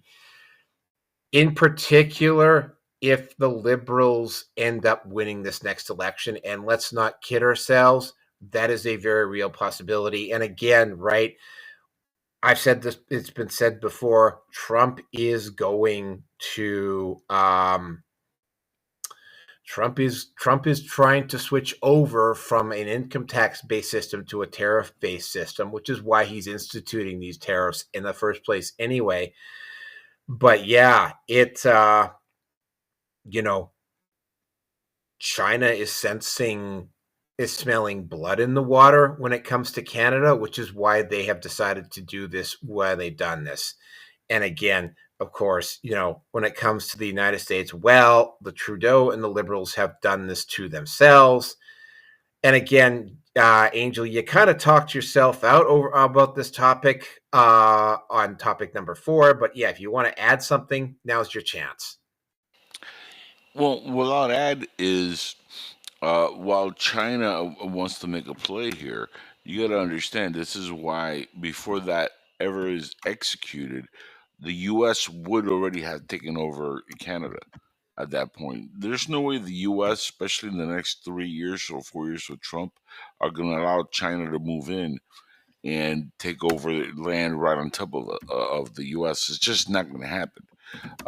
There's no way that they're going to allow that. So if strategically it makes sense and if the economy is that bad in Canada, like I said earlier, believe me, Canada will become part of the United States very quickly, and China will have no play in here. For decades, Trump has been talking about how China has been trying to take over the West, and China's a problem. Economically, they've been eating us alive, and he knows exactly how to play this. And he knows that if they take over Canada, it's done for the United States because they're going to be right on top of us, and militarily they can invade at any time, and that's when we're really going to have a World War III. So the only way to avoid that is by taking over Canada if that becomes an issue, and then at that point we'll have control of Canada before they can even come in. So China won't be able to actually do anything. They'll have to back up. Now, also remember, if the U.S. does that, it keeps the dollar getting stronger, which actually helps China in a way because they have a lot of our debt bought. So the stronger the dollar, actually, it also helps China. The weaker the dollar, actually, it's worse for China. So if we get too weak, believe me, China is gonna start invading countries because at that point we're obsolete to them. They own trillions in debt from us, and this is why Trump is making all these external tariffs, because this is how we get our own inflation down. We get our own systems to actually try to balance our budget. We get the debt that we owe China by turning the tariffs on them, and that makes them pay us money, so we give it back to them and lower the debt that they have on us. And this is all done by a person who knows how to actually orchestrate economic deals, unlike a lot of these liberals who are all lawyers and all they know is how to conflict and start wars because all they care about is the industrial war complex. Trump doesn't give a shit about that. He doesn't want more war. He wants to make sure that we don't get into more wars and we stay capitalist society in the United States. And then the way to do that is to avoid China moving in anywhere near the US. If China again moves in any closer, we're done for. We have to stop them before they get to Canada or anywhere else. This is why when they started buying land in the US near nuclear bases, that's a problem.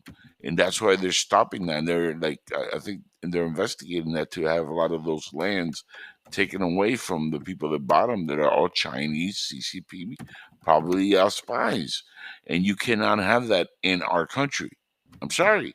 It's not being a bigot against Chinese people. I got nothing against them. My great grandfather was from China. So it's not like I hate the Chinese, it's the government.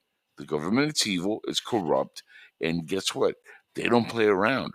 And if they want, they'll destroy this country from within. And that's what Trump is doing, trying to make sure that doesn't happen.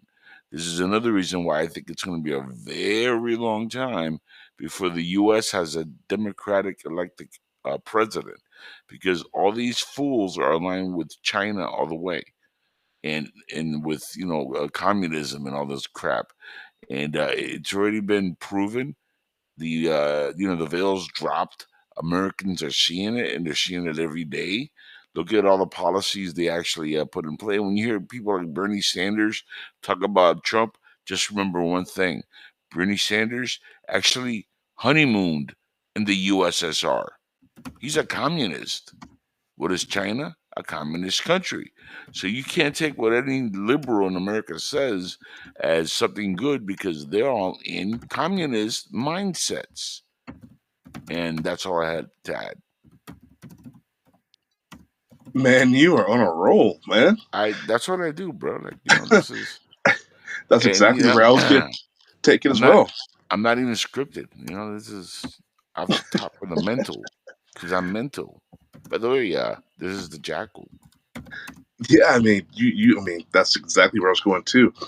So I'll just add on top of it. China owns some of our tollways, or toll roads, some of our parks. We're somehow letting China have ownership. I say that in quotes, over the stuff that's in America, because we borrowed the money. They, we have more than one slave master we need to pay off now. Yeah.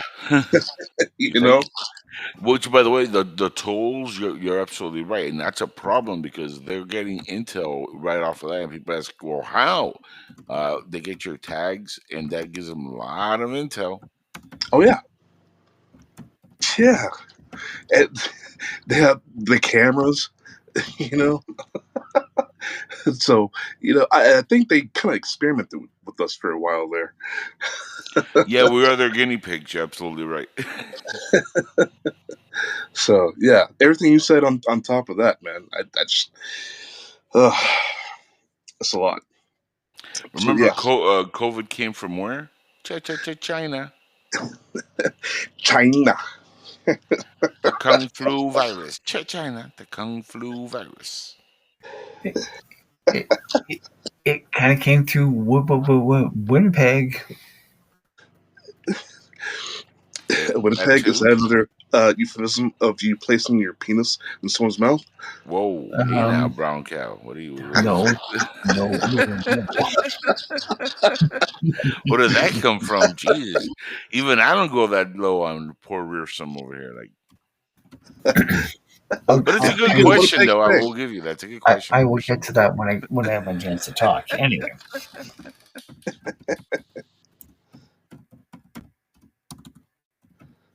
And somebody's typing away like I'm G. You hear that? Gangster style. Type. All right. V, I'm assuming you're done, right? Yeah, go ahead. All right. So my reference to Winnipeg is that Winnipeg is a level 4 biolab. And Canada had let in enough people from China that were basically connected to the Wuhan lab. And when it came up in Parliament, oh my God, all of a sudden we have to go into an election. So that was back in 2019, I think it was. Yeah, something like that. Okay, one thing, guys, is the Red Pill Nation logo circling around in the screen right now? I have a black screen right now. You have a black screen right now.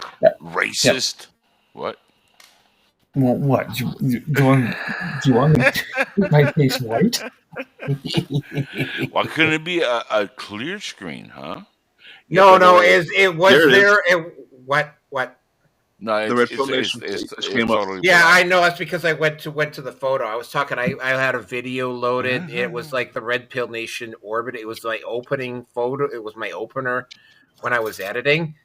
Captain, the opener is completely closed off, and all I see is darkness. Like if I was a member of the Enterprise with my visors turned off. Jody LaForge, no visors. Okay. All right. Thanks. Are, All right. Continue, Rearson. are your pants Captain's closed? log. Good enough. Rearson's back. Yes. The zipper's up? Great. No problem. Anyway. I mean, it's...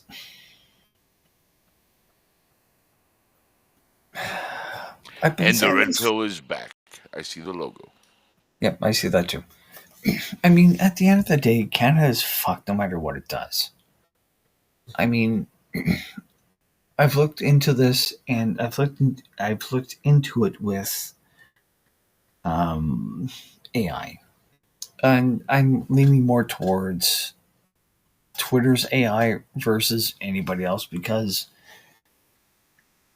you know what? At the end of the day, Twitter has gone out of its way to clear itself up of the fucking wokesters that were part of Twitter. You mean Twitter. X-Grook. There is no AI. X.ai, which is Grok. Yeah, Grok. There is no Twitter, I meant to say. Twitter is no longer around. So, anyway.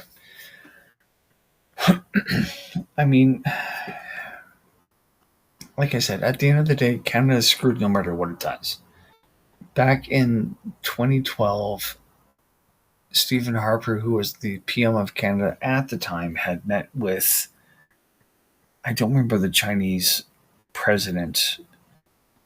And I remember this, but I don't. Is that he basically says is that China is going to be an Arctic superpower. And it doesn't make any sense because China is a subtropical power at the most. And with my spouse being from Japan and the international tension, not the racial tension, but the international tension, doesn't really make any sense. And Canada has what is called the FIPA, the Financial something or other prosperity agreement.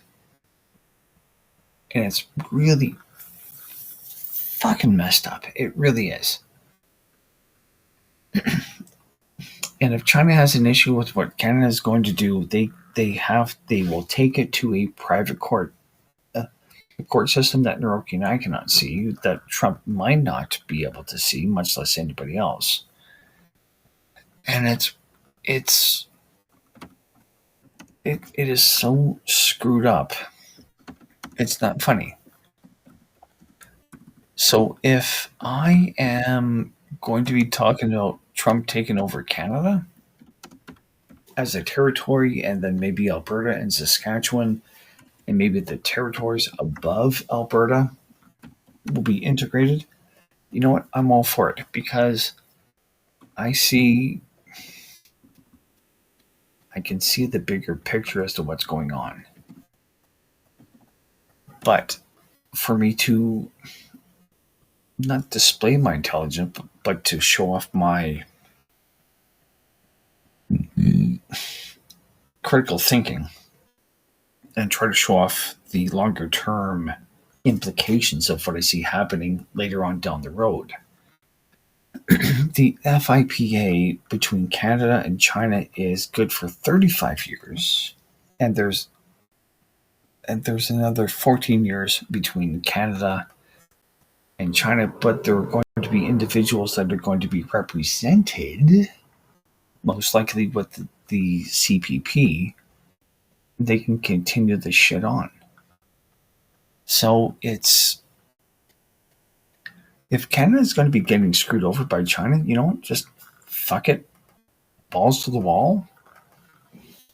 The way that I see it, I would rather be controlled by Trump or Washington, D.C. than I would be controlled by Beijing. Don't get me wrong. There are a lot of Chinese women I would say no to fucking their brains out. But I don't want to be bent over getting my brains fucked out through my ass because of Beijing. Just going to say it that way. And So you're taking Orange Lord over the Red Lord. Agreed. well, from the Alberta perspective, and there is the video that is on YouTube, which is as relevant and someone I don't necessarily agree with. In fact, most of the time I can't agree with him overall because I have a lot of suspicion of him because to me he seems to be controlled opposition. But what Ezra Levant had to say to Alex Jones, which is on YouTube from no more than 24 to 36 hours ago, and he presents a really good argument to Trudeau, and I think it can be extended to Carney, which is to impose sanctions on him specifically. And that would be a crippling blow to Carney at this point because he's already been anointed as the new Prime Minister of Canada, but the fucker has never gone through the process of being actually elected into Parliament, which is your equivalent of Congress. But right now, wait and see, because all I'm going to say, if I was Trump and I was dealing with Canada, I would exempt Alberta from fucking everything. And I mean everything in terms of tariffs. Tax the rest of the country, throwing tariffs to everybody else, to every other province. Maybe not Saskatchewan because of potash, because of how important it is, and uranium. But those two provinces aside, tariff everybody else because you know what? Those two provinces make sense. And it does. It's just it is so messed up right now. It's not funny. So we'll see. I don't know. Angel, if you want to have me on your show later on to try to give a Canadian perspective, I'd be happy to do so. We'll talk about that off air. Fair enough. I have nothing more to say. Things are a mess, and if anybody thinks that this is going to be solved anytime soon, your head is shoved so far up your own ass. You will make an ostrich look like it is it's a contortionist. That's all. I'll tell you this much: if people up there don't start voting smart, it's not going to end anytime soon. You're absolutely right. It's going to take a very long time, and it's going to be very painful for Canadians. Yeah, no, it will. It really will. So, but like I said, Angel, we can talk about this later on. That's perfectly fine by me, my friend. Perfectly fine by me. Good times. All right. I'm done, man. All up to you. Neroki? Okay, for those of you who don't know, I am at Patreon as the Red Pill Nation. Like, subscribe. Again, as the Roki in one form or another, I am at BitChute, Rumble, Odyssey, MGTOW TV, Bredion, and even YouTube. Facebook, Minds, Gab, MeWe, Getter, and TLB Talks, all as some version of Naroki in some form or another. Some very interesting content for next week. We'll definitely be talking about Alberta as potentially another province. We'll probably also, and I'm trying to remember what the other topic was at this point. We'll also I can't remember what the other one was. But yeah, that is it for tonight. Thank you, everybody, for participating. This was actually a very entertaining show, even though he went kind of long. I think I can live with that. But thanks, everybody, for showing up, and I will see you next Sunday.